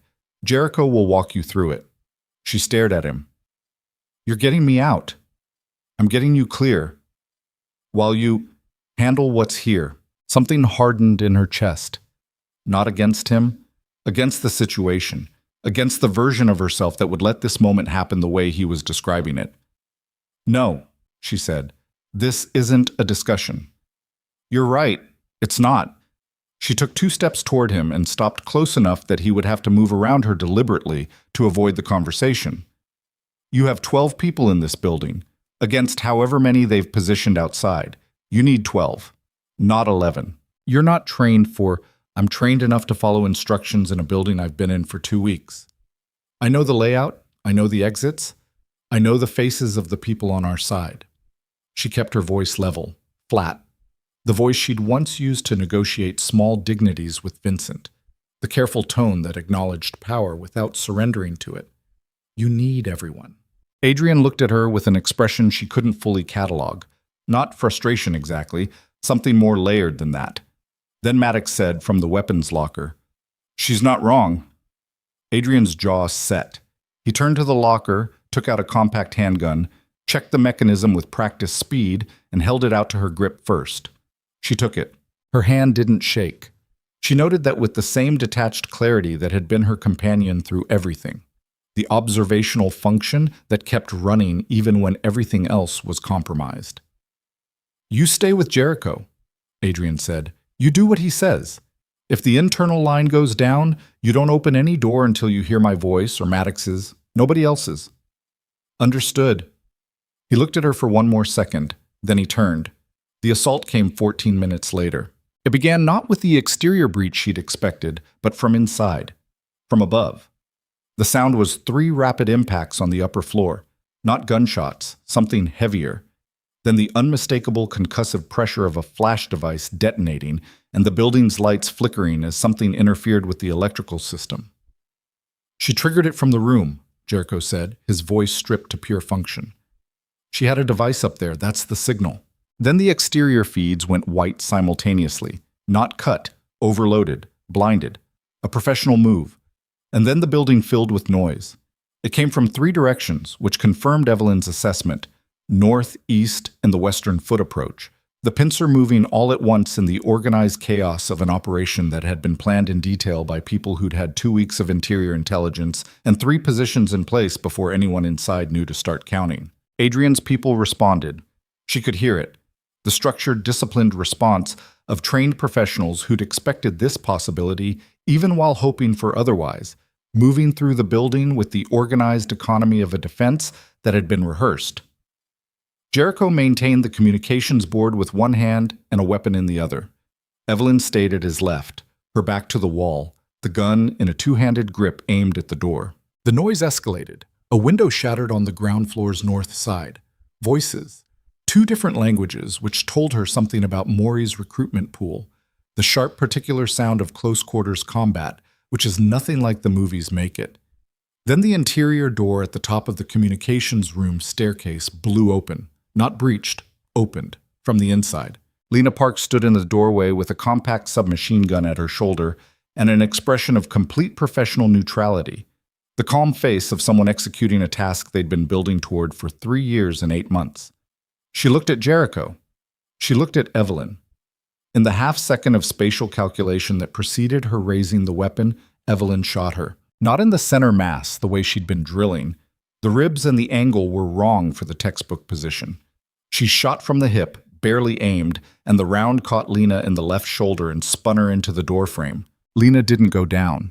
She absorbed it, that terrible, trained absorption of someone who'd prepared for this, and brought the weapon back up, and Evelyn was already moving, muscle memory overriding the roaring static of pure terror, dropping below the line of fire and coming up inside the distance where the submachine gun became a disadvantage. What happened in the next 4 seconds was the 6 years of Vincent and the 2 weeks of Adrian compressed into a single physical transaction. She wasn't thinking. She couldn't think.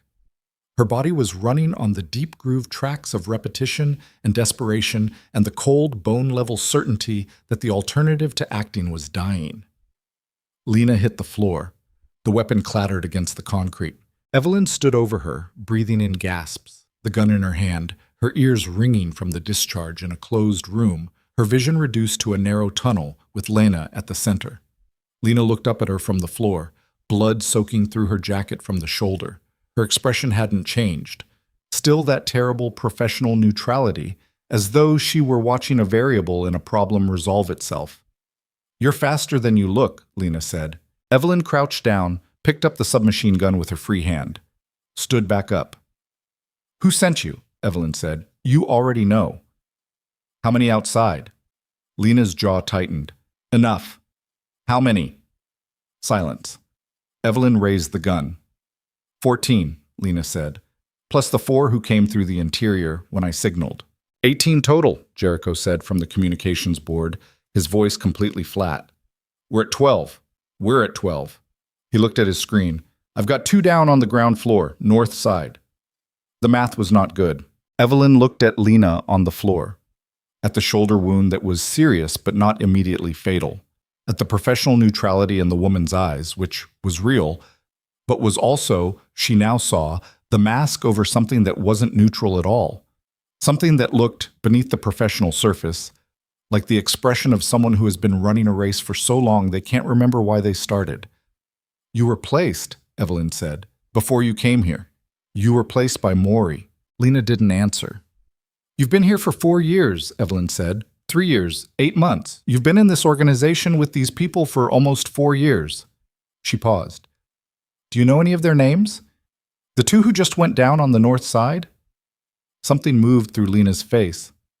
Fast. Gone almost immediately. But there. "One of them is named Reyes," Jericho said, not looking up from the board. "He's been with the operation for 6 years. He has a daughter. She's 4. Lena looked at the floor.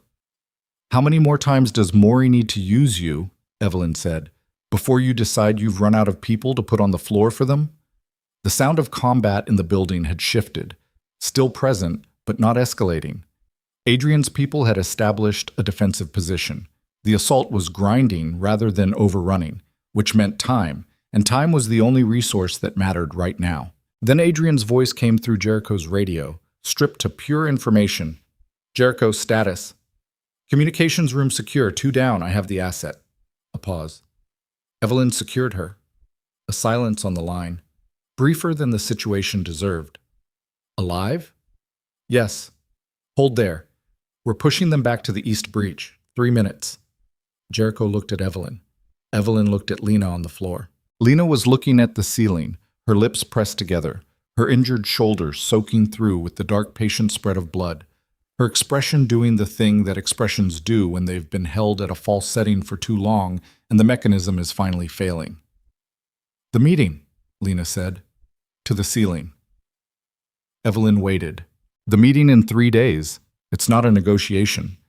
Lena turned her head. Her eyes met Evelyn's with a directness that felt like the first genuinely unperformed thing she'd done in this room. Maury doesn't negotiate. He never planned to negotiate. He told Vey what he needed to hear to get him into a room. Her jaw worked. The meeting location. I filed the coordinates 2 weeks ago.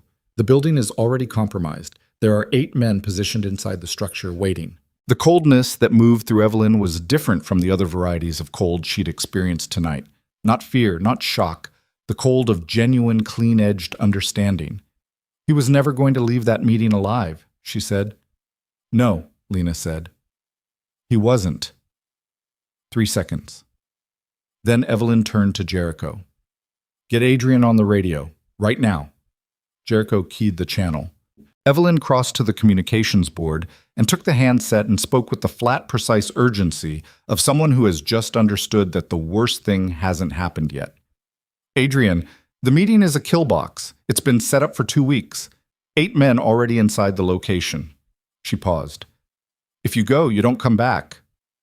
The radio hissed. Then Adrian's voice came back through it, and she heard something in it she hadn't heard before. Not surprise exactly, but the specific quality of a man who has just had a door he thought was the only exit seal in front of him. How good is this intelligence? Evelyn looked at Lena on the floor. Lena met her eyes.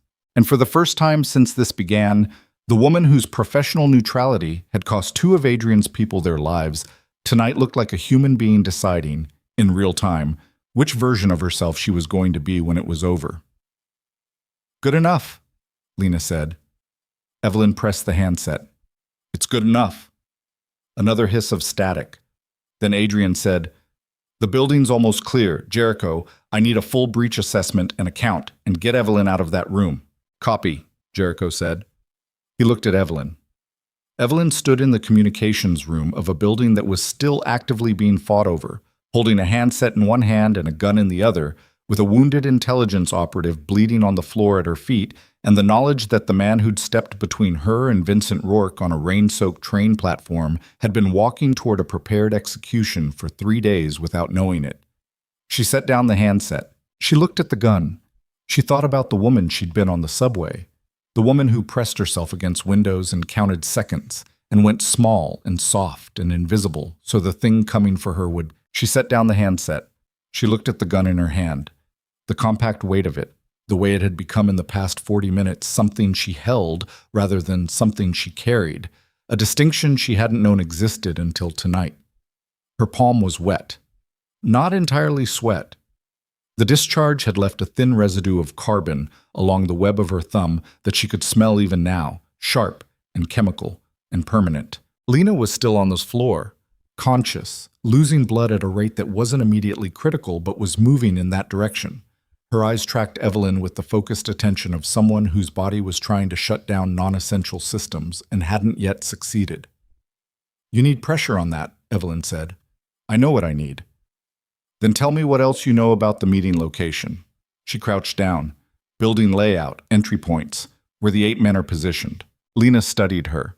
The professional neutrality was fully gone now, stripped away by blood loss and the particular clarity that arrives when the performance becomes too expensive to maintain.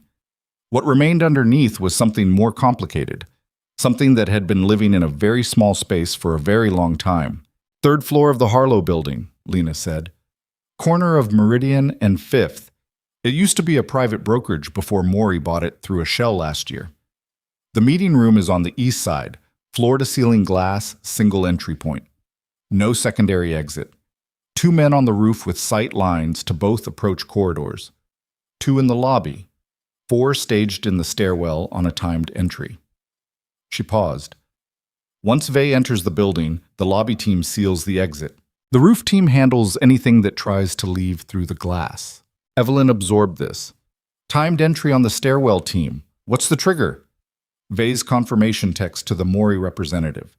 Standard protocol. Confirm arrival. The other party confirms readiness. The moment Vey sends that text, the stairwell timer starts. 12 minutes. 12 minutes from confirmation text to the stairwell team moving. Yes. And Maury himself. He's in the building? Lena's jaw tightened. He'll be in the meeting room. He doesn't position himself in the kill zone. He's there for the conversation. The kill happens during the conversation. How? The glass, Lena said. The roof team. Once the stairwell is sealed, it's coordinated. The discussion reaches a predetermined point. Maury excuses himself to take a call. That's the signal. The roof team fires through the glass from above. Her eyes didn't waver. It's clean. It's documented as a business meeting that went wrong. By the time anyone establishes what happened, the building is sanitized and Maury is across the city with 17 witnesses placing him somewhere else. The sophistication of it settled into Evelyn's chest like cold water finding its level. Not a mob hit. A surgical removal designed to look like the natural violence of criminal enterprise rather than an execution planned in detail by someone patient enough to spend years preparing. "Why are you telling me this?" Evelyn said. Lena looked at the ceiling again. Her breathing had changed, shallower, the blood loss beginning to erode the body's efficient management of pain. "Because Reyes used to bring me coffee," she said. "Terrible coffee. He put too much sugar in it, and he'd never remember how I took mine, and he'd apologize every time." A pause. "He did it for 3 years. Every morning." Evelyn looked at the woman on the floor and saw something she recognized. Not the mission, not the asset. The person underneath the mission, the one who'd been living in a very small space, maintaining a very complex performance, and had finally run out of room to keep the two things separate. She stood. "Jericho, get her pressure and get her stable. She's a resource." Jericho looked at her from the communications board with the expression of a man recalibrating his understanding of the morning. "Copy," he said. Evelyn walked to the door and went to find Adrian. She found him on the ground floor's north corridor, standing in the particular stillness that followed violence, that suspended metabolic quiet of a body coming down from operational extremity. There was blood on his left forearm. His jacket was gone. The dragon tattoo was fully visible, coiling from wrist to collar in the warehouse's pale working lights. And he looked more like whatever he actually was than she'd seen him look in 2 weeks of careful, controlled presentation. 2 of his people were in the corridor with him. A third was on the floor, which was Reyes. And there was a sheet of emergency thermal blanket over him that told her everything about Reyes before she had to ask. She didn't look at that. She kept her eyes on Adrian. "The meeting location is a kill box," she said. "I have the full layout from Lena. 8 men, 2 roof shooters, timed stairwell entry on a 12-minute clock from your confirmation text. Maury is in the building personally." She watched his face. "He's never planning to negotiate. He's planning to be the last man standing in a room where he invited you." Adrian's expression processed this with the interior movement of tectonic plates, vast, slow, and devastating in ways that only became visible as damage after the fact. "She told you all of this," he said. "Yes." "Why?" "Because Reyes brought her terrible coffee for 3 years." She held his gaze. "And she made the wrong choice for 3 years, 8 months, and decided this morning was the last wrong one she had available." He was quiet for a moment. Behind him, his 2 remaining people waited with the disciplined patience of men who knew better than to interrupt a commanding officer's process. "He's going to know the assault failed," Adrian said. "The 18 men he sent, if they don't report back, Maury knows. He'll move up whatever he has next." "Or he'll hold," Evelyn said, "because he still has the meeting. He still has 8 men in a building you're scheduled to walk into in 3 days. He doesn't know Lena talked. He thinks the assault was just insufficient. He'll recalibrate and wait, because the meeting is the cleanest outcome for him. No open war, no street violence. Just a business meeting that went sideways." Adrian looked at her. The thing happening behind his eyes was complex and moved fast, and she could only track its general direction rather than its specific content. "You want to go to the meeting," he said. "I want to go to the building before the meeting," she said. "With enough of your people in the layout Lena gave us to pull those 8 men out of position before you walk in. I know what it is. You'd be going into a building with 8 armed professionals who know the layout and hold every interior position. They're expecting a solo entry by you in 3 days, not a covert insertion 48 hours early by people who know exactly where they are." She kept her voice flat, clinical, the same voice she'd used to talk herself through 6 years of impossible situations by refusing to allow emotion to interfere with the calculus of survival. "The 12-minute clock on the stairwell team is a liability. It means they're separated, 4 of them staged at a remove from the main action until the trigger event. That's a gap. Maddox had appeared in the corridor without her noticing. He stood 3 feet behind Adrian with his arms crossed and an expression that had stopped being skeptical and started being something else. Adrian looked at Maddox. Maddox said nothing for a moment. Then, "She's not wrong about the gap." "She's also not trained for a building clearance," Adrian said. "She's trained enough to not get killed," Maddox said, "which is the only standard that actually matters." Adrian turned back to her. "If this goes wrong—" "Everything is already wrong," Evelyn said. "We're doing math on wrong. The question is which version of wrong we can survive." The silence lasted 6 seconds. Then Adrian said, "We do it in 40 hours. That gives us time to assess, plan, and go in while Maury still thinks he's waiting for a scheduled meeting." He looked at Maddox. "Get me a full assessment team and pull everything Jericho has on the Harlow building. Floor plans, electrical, structural, anything." Maddox moved. Adrian looked at Evelyn one more time. She looked back. He picked up his jacket from the wall where he'd shed it and walked past her toward the communications room, and his shoulder came within 2 inches of hers as he passed, close enough that she felt the heat of him, the alive animal warmth of someone who'd just survived the kind of morning that not everyone survives. She followed. The 40 hours that followed were the most compressed of her life. They worked in the warehouse's upper floor with the floor plans Jericho pulled from municipal records. The Harlow building, 12 stories, east side meeting room on floor 3, stairwell access from the lobby, roof access via a service door on the south face. Lena, stabilized and lucid on a cot in the corner, contributed precise corrections to the municipal record wherever it diverged from operational reality. The meeting room had been renovated. The municipal plans showed a standard interior wall where now there was glass. The service elevator shown on the records had been decommissioned. The secondary stairwell on the northwest corner had a locked door at the second floor landing, which the plans didn't indicate. Evelyn memorized everything. She memorized it the way she'd memorized the layout of Vincent's apartment. Every door, every corner, every surface that could be used for cover or could become a trap. The body learns terrain through repetition, and she'd done enough repetition in the past 2 weeks to understand that her body was a better learner than she'd been told. On the morning of the operation, she woke at 4 a.m. and couldn't go back under. She sat on the edge of the cot and pressed her palms flat against her thighs and took inventory. Ribs, 3 weeks past the initial injury, the grinding sensation reduced to a sharp reminder on deep breath rather than a constant presence. Hands, steady, pulse, elevated but controlled, the body's pre-operational chemistry running at a higher baseline without tipping into panic. Mind, clear in the specific way that minds go clear when they've exhausted the useful capacity for doubt and arrived at the other side where only the task exists. She picked up the gun from the floor beside the cot, checked it the way Adrian had taught her, counted, set it back down. Adrian was already in the planning space when she came out at 4:30. He was standing at the wall where Jericho had pinned the floor plans, looking at them with the focused inwardness of someone running scenarios, his coffee untouched on the table behind him. He was dressed for the operation. Dark clothing, nothing tactical enough to read as military at a distance. The practical invisibility of someone who looked like a professional of some kind, rather than specifically the professional he was. He heard her and turned. They looked at each other across the room. "Tell me if you need to say something," he said. "I don't," she said. "Do you?" A pause. "No." She crossed to the table and poured coffee and drank it standing up and looked at the floor plans. "The roof team is the variable," she said. "They have a sight line to both approach corridors. If they see the insertion before we have the lobby team down, the whole thing reorganizes around us instead of around the scheduled entry." "Jericho takes the roof," Adrian said. "Southeast corner approach. Service ladder on the east face. The sight line to the south is blocked by the HVAC unit.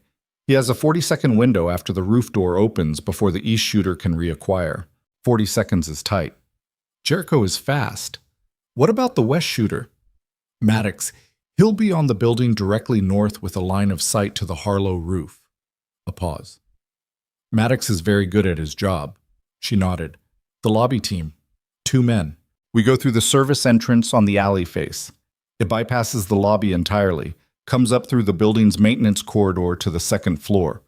We come down on the lobby team from above rather than through the front. He pointed at the floor plan.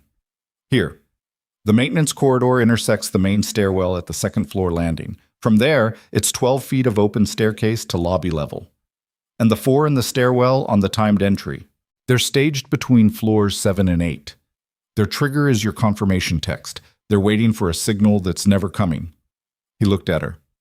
We hit the lobby team, secure the ground floor exit, then move up to 3 for Maury before the stairwell team can reposition. If the stairwell team hears the lobby engagement, they will. Noise discipline only goes so far. Then we have maybe 3 minutes from the first contact to Maury's floor before they're moving down on us instead of waiting for a trigger. Yes. She looked at the floor plan, looked at the 3-floor staircase between lobby level and the meeting room on floor 3. Looked at the 12 feet of open staircase she'd have to cover with Adrian if the stairwell team descended early. All right, she said. He looked at her with that expression that she'd stopped trying to fully decode, the one that had something old and unresolved behind it, that she'd seen first on the subway platform when he told her why he'd intervened, and had seen at intervals since, always in the moments where the calculated control he maintained slipped its register by a degree. You don't have to be on the lobby team, he said. You could hold the service entrance. Keep the exit clear. You need 2 on the lobby team, she said. You go in with 1 person, someone has to hold a position, and holding a position means splitting attention. 2 people clears the problem and holds the position. He knew she was right. She could see it in the way his jaw set. Not resistance to her argument, but resistance to the conclusion. If it goes wrong in there, he said. Then it goes wrong, she said. Like it was already going wrong before I boarded a train. She held his gaze. Stop trying to protect me from a situation I walked into myself. Something shifted in his face. The resistance didn't disappear, but it changed shape. From objection to acknowledgement, the look of someone accepting a fact they would have preferred to remain arguable. Stay 2 steps behind me until we're clear of the stairwell exit, he said. Once we're in the lobby left side, and let me read the positions before you commit. Understood. If I say down, you go down. No argument. Agreed. If I go down, you're not going down. He looked at her. You're not, she said, because we're doing this correctly. They went in at 6:40 a.m. when the street traffic was thin enough to move without friction, but present enough to absorb them. The Harlow building stood on the corner of Meridian and 5th, like it had been there long before any of the buildings around it and expected to still be there when they were gone. 12 stories of stone and aging glass, the kind of building that had survived multiple economic cycles by being too solid to demolish and too established to ignore. The east face showed empty windows on the upper floors.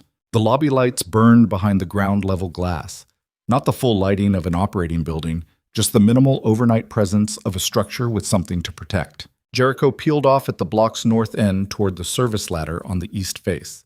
He moved without looking back, the consummate professional disappearing around a corner with the focused economy of someone who has reduced himself entirely to function. Maddox was already in position on the building to the north. He'd been there for 40 minutes. Evelyn fell into step beside Adrian in the alley that ran along the Harlow building's service face. The maintenance entrance was a steel door set into the brick with a card reader that Lena had provided the bypass code for, a code that should still be active, because Maury's team didn't know Lena had talked, which meant they hadn't cycled their access credentials. The card reader blinked green. Adrian opened the door. The maintenance corridor was low-ceilinged and fluorescent lit, running between the building's structural infrastructure with the utilitarian indifference of spaces designed to be functional rather than seen. Pipes overhead, cable trays along the walls, the smell of concrete, industrial lubricant, and something old. They moved fast and without sound. At the second-floor landing, Adrian pressed his back to the wall and went still. Evelyn mirrored him, 3 feet to his right, back to brick, and they both listened. Below them, the lobby. 2 voices. Low conversation. The comfortable, slightly bored exchange of men who've been in position long enough for vigilance to relax toward professional routine. She couldn't make out words, just rhythm, cadence. The particular tempo of people who aren't expecting anything to happen right now. Adrian looked at her. She looked back. He held up 3 fingers, then 2, then 1. They moved together down the 12 feet of open staircase. The lobby team didn't have time to reorganize. The first man turned toward the staircase on instinct, the instinct that says something is wrong before the brain finishes the sentence. And Adrian was already there, the precise and controlled violence of a man who has spent decades reducing the inefficiency of harm to its minimum operational expression.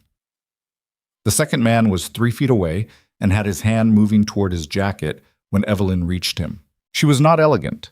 She was not precise in the way Adrian was precise. She was effective, which was different. The effectiveness of someone whose whole body had learned that the space between impulse and action cannot be large, cannot be negotiated, cannot afford the hesitation that normal human beings rely on as a break for extreme behavior. 14 seconds. Both men down. Neither dead. Adrian's restraint was specific and professional. He looked at her. Clear? She was breathing hard through her nose, her ribs fired with each deep inhalation. Clear. He moved to the lobby exit and secured it. A simple bolt, industrial, the kind of thing you don't notice until you need it. Then he looked up the staircase. Floor 3, the meeting room. Maury. And somewhere between floors 7 and 8, 4 men waiting for a text message signal that was never coming. Their patience a clock ticking down to the moment they'd hear enough from below to stop waiting and start moving. They took the stairs at a controlled run. Not sprinting, not the foot-slapping urgency of panic, but the managed pace of people buying time by spending it carefully. First floor to second, second to third. The meeting room door was at the end of a short corridor, glass walls showing the empty interior, a conference table, chairs, the floor-to-ceiling windows on the east face that the roof team used for their sight line. And behind the glass, sitting at the head of the table with a cup of tea and an expression of absolute composure, Hiro Mori. He was 60, slim, with the particular stillness of extreme intelligence, the stillness of a mind that was always moving faster than the body it inhabited, conserving external energy for internal work. He looked like someone's distinguished grandfather. He looked like someone who'd had 17 people killed in the past calendar year and gone home to sleep easily after everyone. He saw them through the glass. His expression didn't change. Adrian opened the door and they went in. "Mr. Vey," Maury said. His voice was quiet and educated and showed no register of surprise. "You're early. Building access takes less time when you have the codes," Adrian said. Maury's eyes moved to Evelyn. He considered her with the unhurried attention of someone consulting an internal catalog. "The woman from the train," he said. "Rourke's obsession." Small pause. "You've had an interesting few weeks." "Where's Rourke?" Evelyn said. Maury looked at her with something that might have been mild appreciation, somewhere believing he's still a participant in this situation. He's not. He provided useful access and he'll be managed accordingly. A thin pause. He has a talent for underestimating the intelligence of the people he controls. "Past tense," Evelyn said. "People he used to control." "Quite." Adrian took 3 steps toward the table. "The 8 men you have positioned in this building had," Maury said. "I would imagine the number is somewhat reduced by now." He turned his teacup on its saucer with the precise rotation of a man performing a ritual. "You've done very well with the intelligence deficit you were operating under. Better than I projected." He looked at Adrian with something that was not admiration exactly, but was its functional equivalent. "Lena held longer than I expected. 3 years, 8 months is an extraordinary asset deployment." "She held long enough," Adrian said. "Yes." Maury's jaw moved slightly, the first indication of something beneath the composure. "She did."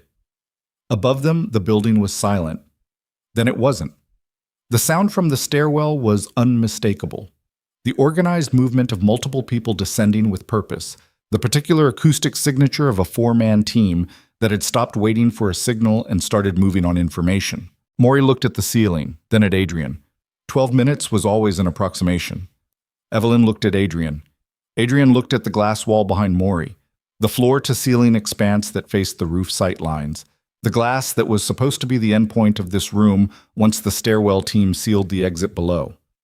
His eyes moved to Evelyn with the specific quality of a look that contains more information than language can carry in the available time. She understood it. She crossed to the east wall in 4 strides and stood with her back against the glass, facing the room, facing the door, facing the corridor where the stairwell team was now 30 seconds from reaching the third-floor landing. And she raised the gun and she aimed it at the door, and the door opened inward. The first man through it was fast and professional and had already identified the room's occupants in the half-second before Evelyn fired. She could see it in the way his body was already adjusting, already compensating, the trained intelligence of someone who'd done this in other rooms with other people and survived every time. He hadn't done it with her before. The round caught him in the shoulder, and the momentum of his entry became the momentum of his fall, and he went down sideways into the doorframe, and the man behind him had to break stride to avoid the body, and that half-second of broken stride was the only thing she needed. Adrian moved into the gap. What happened in the next 20 seconds was not something Evelyn could reconstruct in sequence afterward. It existed in her memory as fragments, tactile, sensory, stripped of narrative order by the way extreme experience bypasses the brain's filing system and lands directly in the body. The weight of another man's arm against her forearm. The crack of something that might have been furniture or might have been bone. The cold surface of the glass wall at her back, vibrating faintly with the impact of bodies on the other side of the room.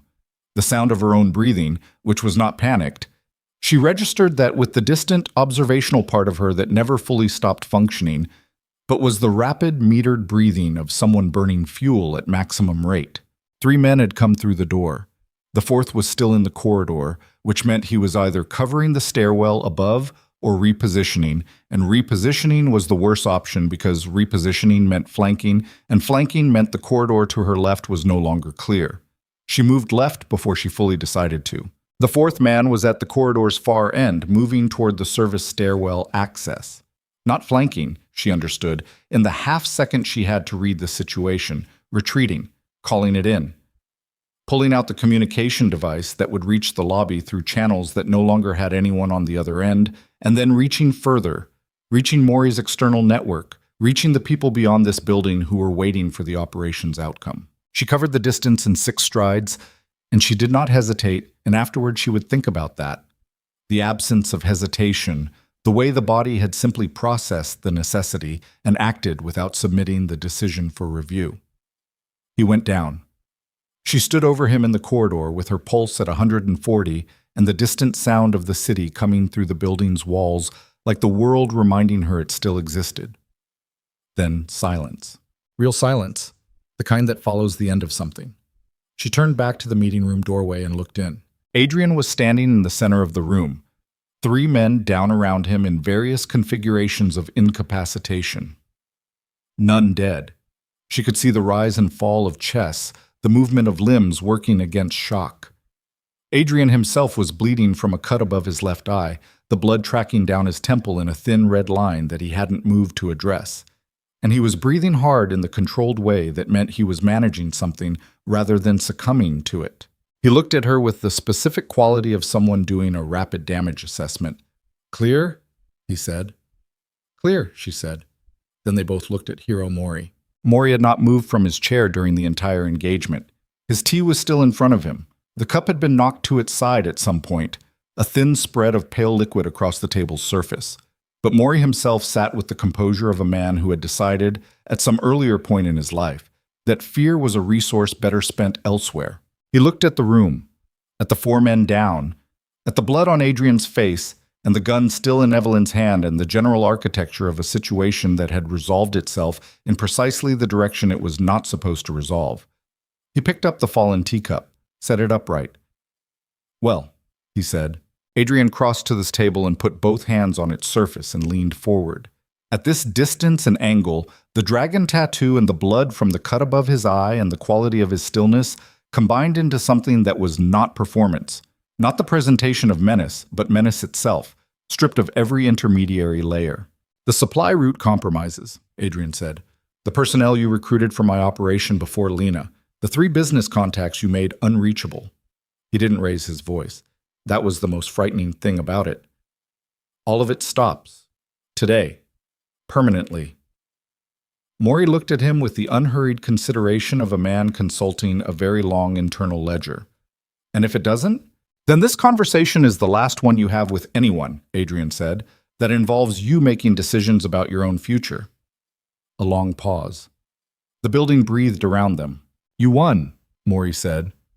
not bitterly. The flat, precise acknowledgement of a strategist accepting a result. This round, in this room. He looked at Evelyn again, that cataloging consideration, as if she were a variable he was still trying to correctly classify. But you understand what you're holding. You've removed 4 of my operational people from a building you entered illegally, in connection with an organization that doesn't officially exist, on behalf of a man who cannot go to any authority that would help him. He tilted his head very slightly. What exactly is your leverage? The leverage, Evelyn said, is that he knows everything you built and everyone you used to build it. She moved to the table, stood beside Adrian. And some of the people you used aren't loyal to you anymore. They're tired, and tired people talk. Maury's eyes moved between them. Lena Park, she continued. 3 years, 8 months of operational intelligence. Rotes, contacts, the financial structures you used to acquire this building.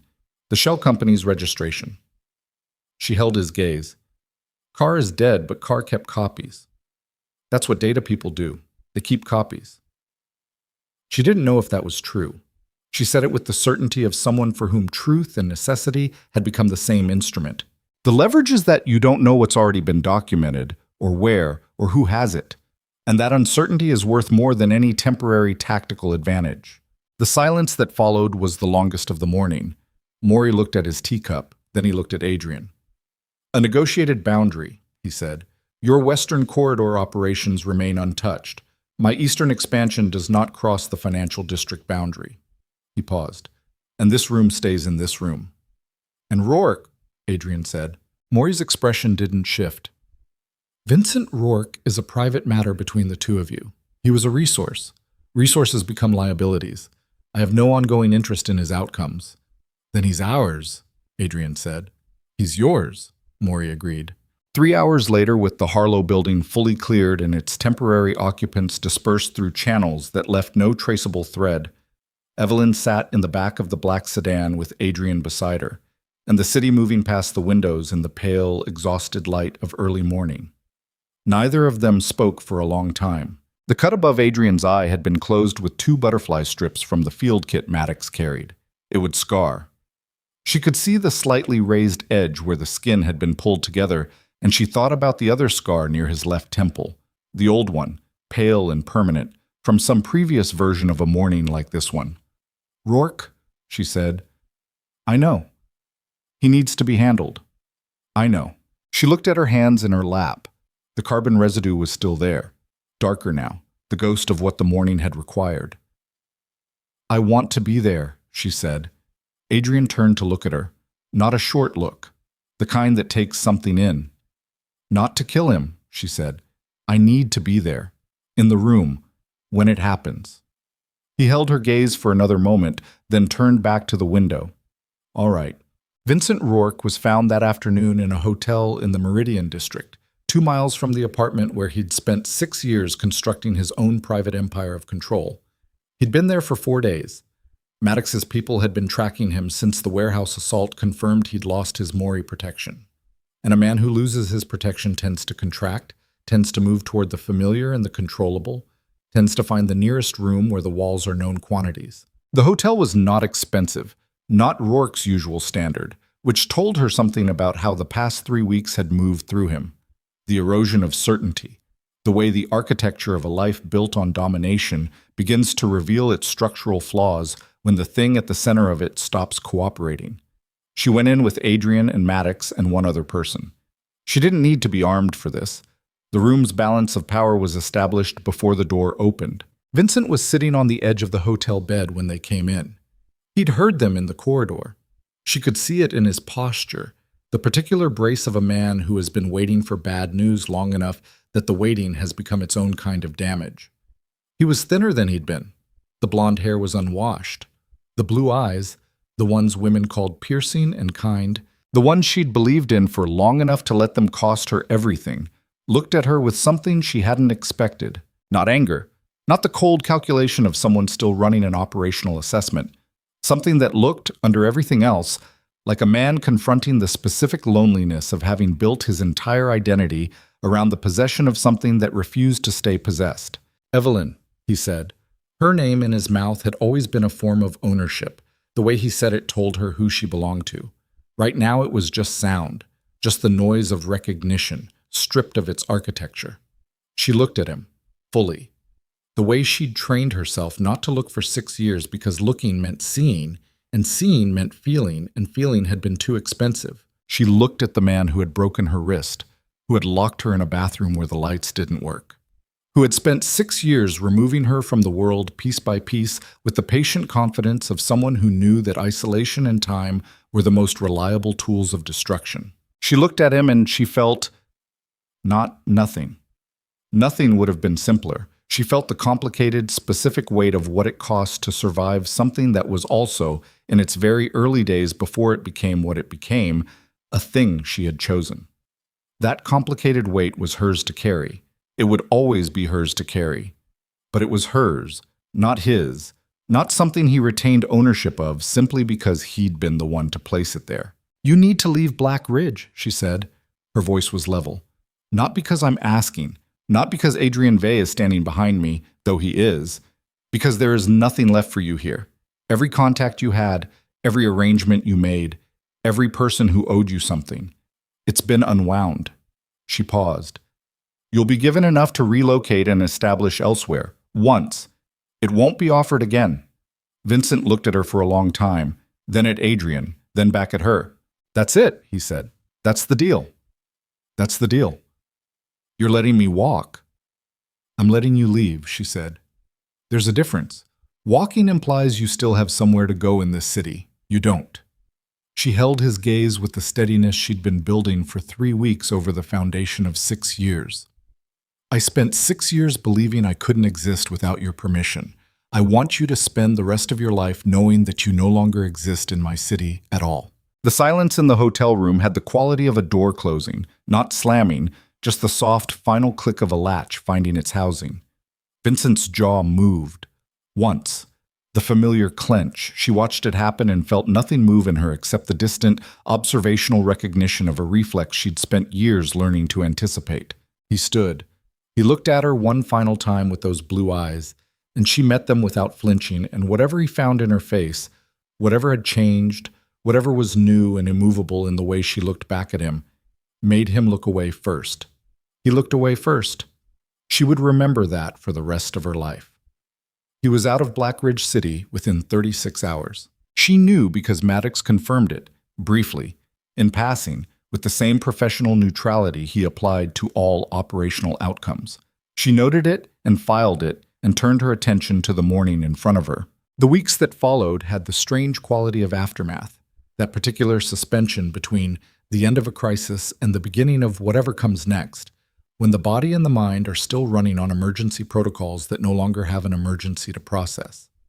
She slept too much for several days, and then not enough. She ate with a hunger that felt almost aggressive, the body reclaiming what the preceding weeks had cost it. Her ribs completed their healing without ceremony. The bruises faded through their palette of yellows and greens into nothing. She and Adrian existed in the warehouse, and then, as the operational reasons for remaining there dissolved, in Obsidian Tower again, in the careful, specific proximity of two people who had been through something together and were in the process of determining what that something meant. They didn't rush the determination. Neither of them was built for rushing. What they did was continue.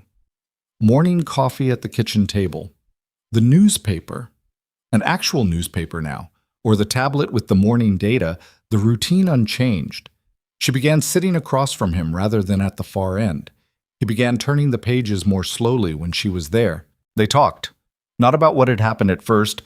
That had its own timing, its own reluctance to be handled before it was ready. They talked about other things. The city, the logistics of his legitimate businesses, which were more extensive than she'd understood, warehousing, import consulting, 2 restaurants that she gathered were real rather than operational cover. She had opinions about the restaurant menus that she shared without invitation, and he listened to with an expression that was calibrated neutrality over something warmer. One morning, 3 weeks after the Harlow building, she asked about the scar near his left temple. He was quiet for a long moment, long enough that she thought he wouldn't answer. "I was 22, he said. "Someone I trusted, or thought I trusted." He set down his coffee.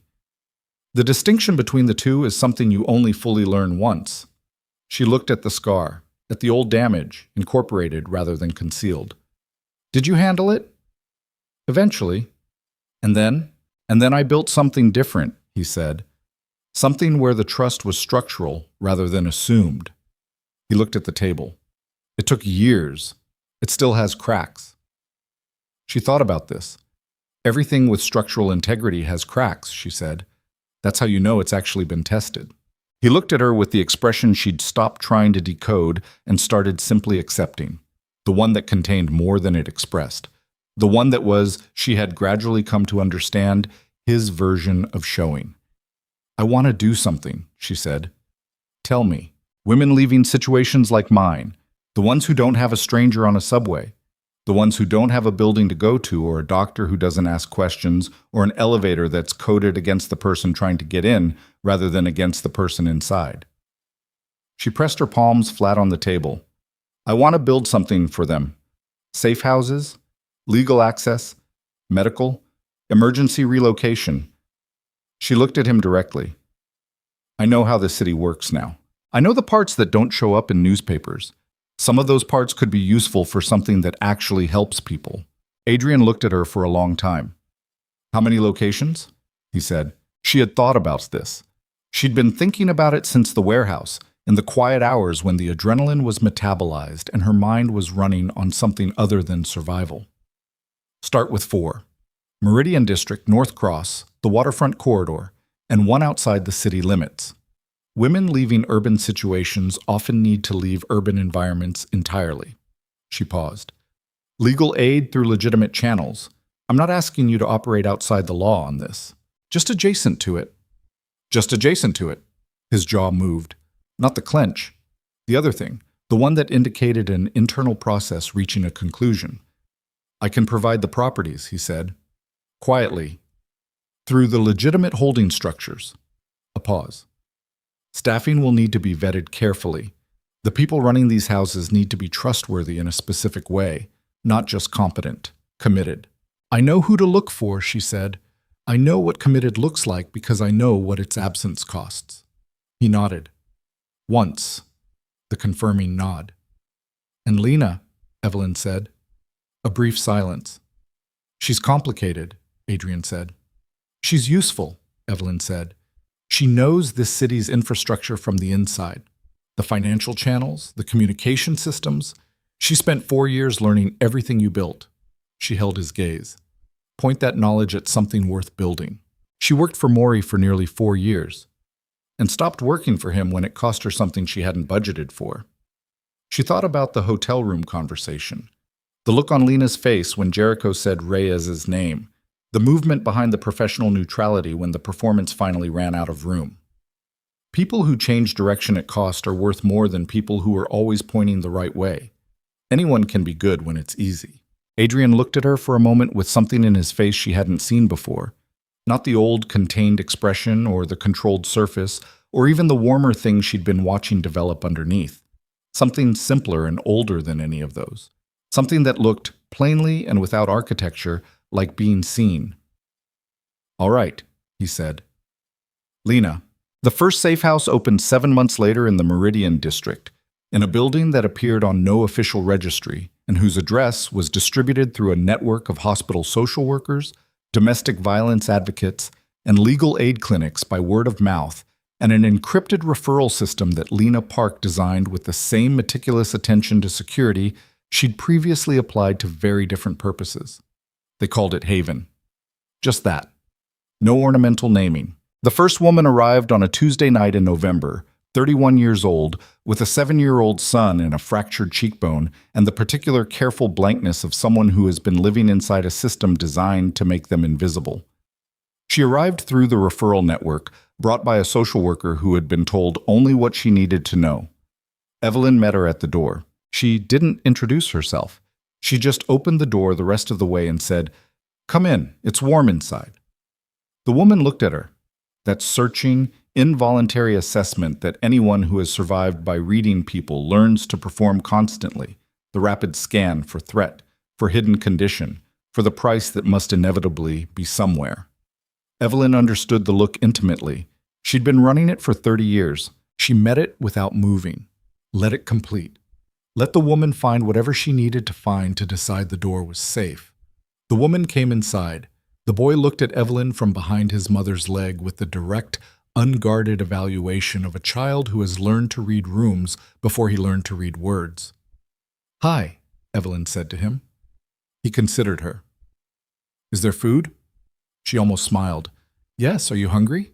"Yes," he said, with the straightforward certainty of someone who has not yet learned that admitting need is dangerous. "Then let's fix that first," she said. She took them to the kitchen. In the months that followed, Haven grew. The Meridian House reached capacity within 6 weeks, not because the word spread carelessly, but because need doesn't require advertisement.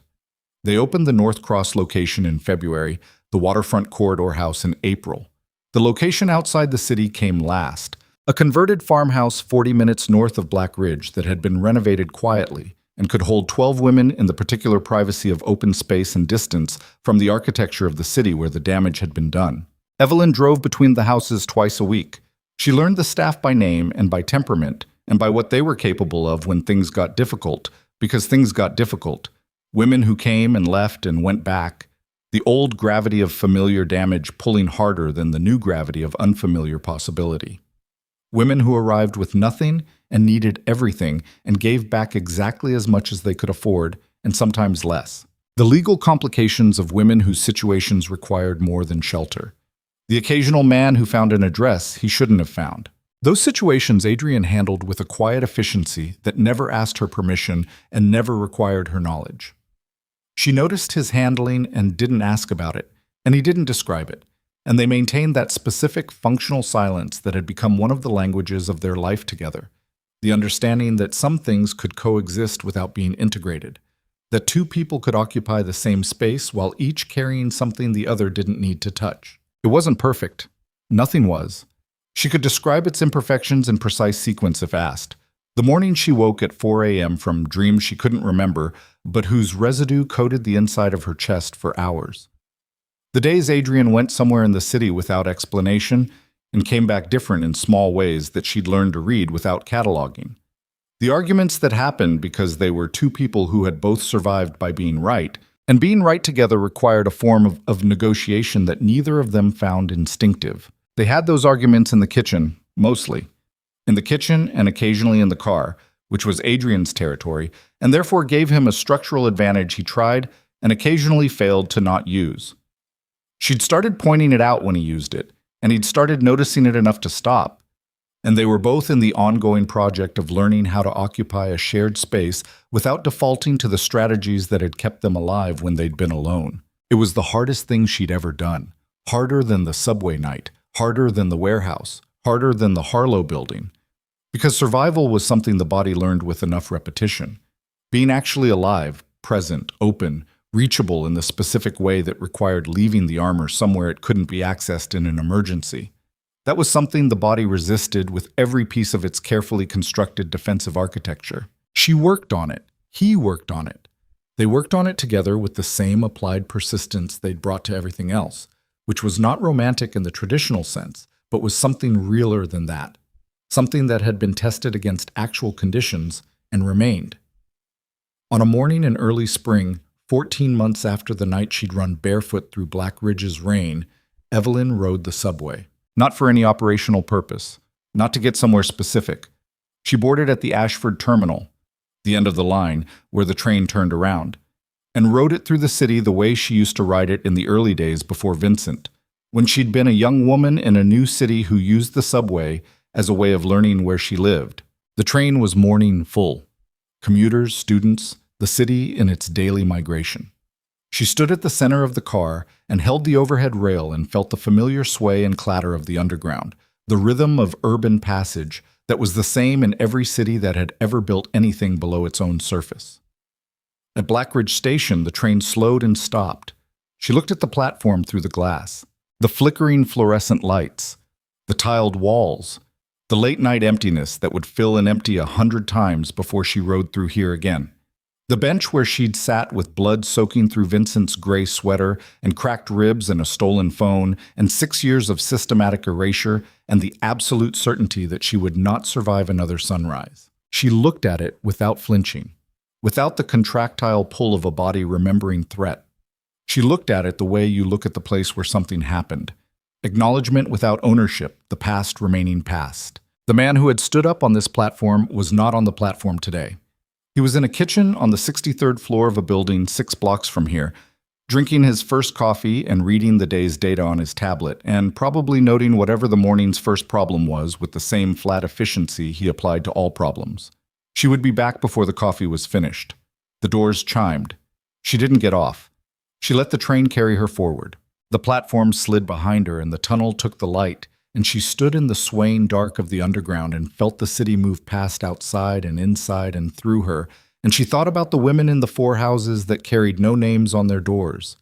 The ones who'd arrived with nothing, the ones who were still deciding, the ones who'd left and come back and left again. The non-linear, expensive, real process of choosing something different when everything you know points toward what you've always been. She thought about the boy who'd asked if there was food with the straightforward certainty of someone who had not yet learned that admitting need was dangerous. She hoped he kept that. She hoped the houses, hers and the ones that would come after, because Haven was a beginning and beginnings were the point, could be places where that certainty was permitted to survive into adulthood, where the armor could be left at the door because the inside was worth entering unprotected. The train surfaced from the underground at the city's eastern edge, and for a moment it ran above street level, and she could see Black Ridge spread out below the pale spring sky. The towers of the financial district, the dense mid-city blocks, the industrial corridor along the waterfront with its cranes and warehouses, and the invisible infrastructure that kept the whole thing moving. The city that had been, on a rainy night 14 months ago, the place she ran through bleeding and terrified and convinced that freedom was something that had happened to other people. She looked at it in the morning light and felt something she didn't immediately have a word for. Not happiness, exactly. Not peace. Something more durable than either. The specific gravity of a person who has stopped running and started choosing. Who has taken the damage and the cost and the complicated weight of everything it took to still be here and decided to carry it forward rather than set it down. The city wasn't safe. It would never be safe. Black Ridge was what it was. A machine of competing forces, some of them vicious, all of them real, running on the invisible infrastructure of 1,000 deals and debts, and the constant grinding negotiation between what people wanted and what they could live with. She had a place in it. She'd built that place with her own hands, out of the wreckage of the last version of her life, and it held the weight of people who needed it to hold. The train descended back underground. Her reflection appeared in the darkened window. A woman in her early 30s, standing with her weight balanced and her shoulders level and her eyes steady on whatever came next. A thin scar on the inside of her left wrist, which she didn't cover. Dark circles under her eyes that spoke of work rather than fear. The particular quality of stillness in her face that was not the stillness of someone suppressing something, but of someone who had stopped needing to. The ghost was gone. She looked at the reflection for a moment without expression. Then she turned away from it toward the forward direction of the train, toward the morning and the work and the ordinary complicated fact of a life that was hers, not borrowed, not permitted, not surviving inside someone else's rules. And she held the rail, and she breathed, and she let Black Ridge City carry her where she was going. The train moved through the dark, and Evelyn Mercer led it.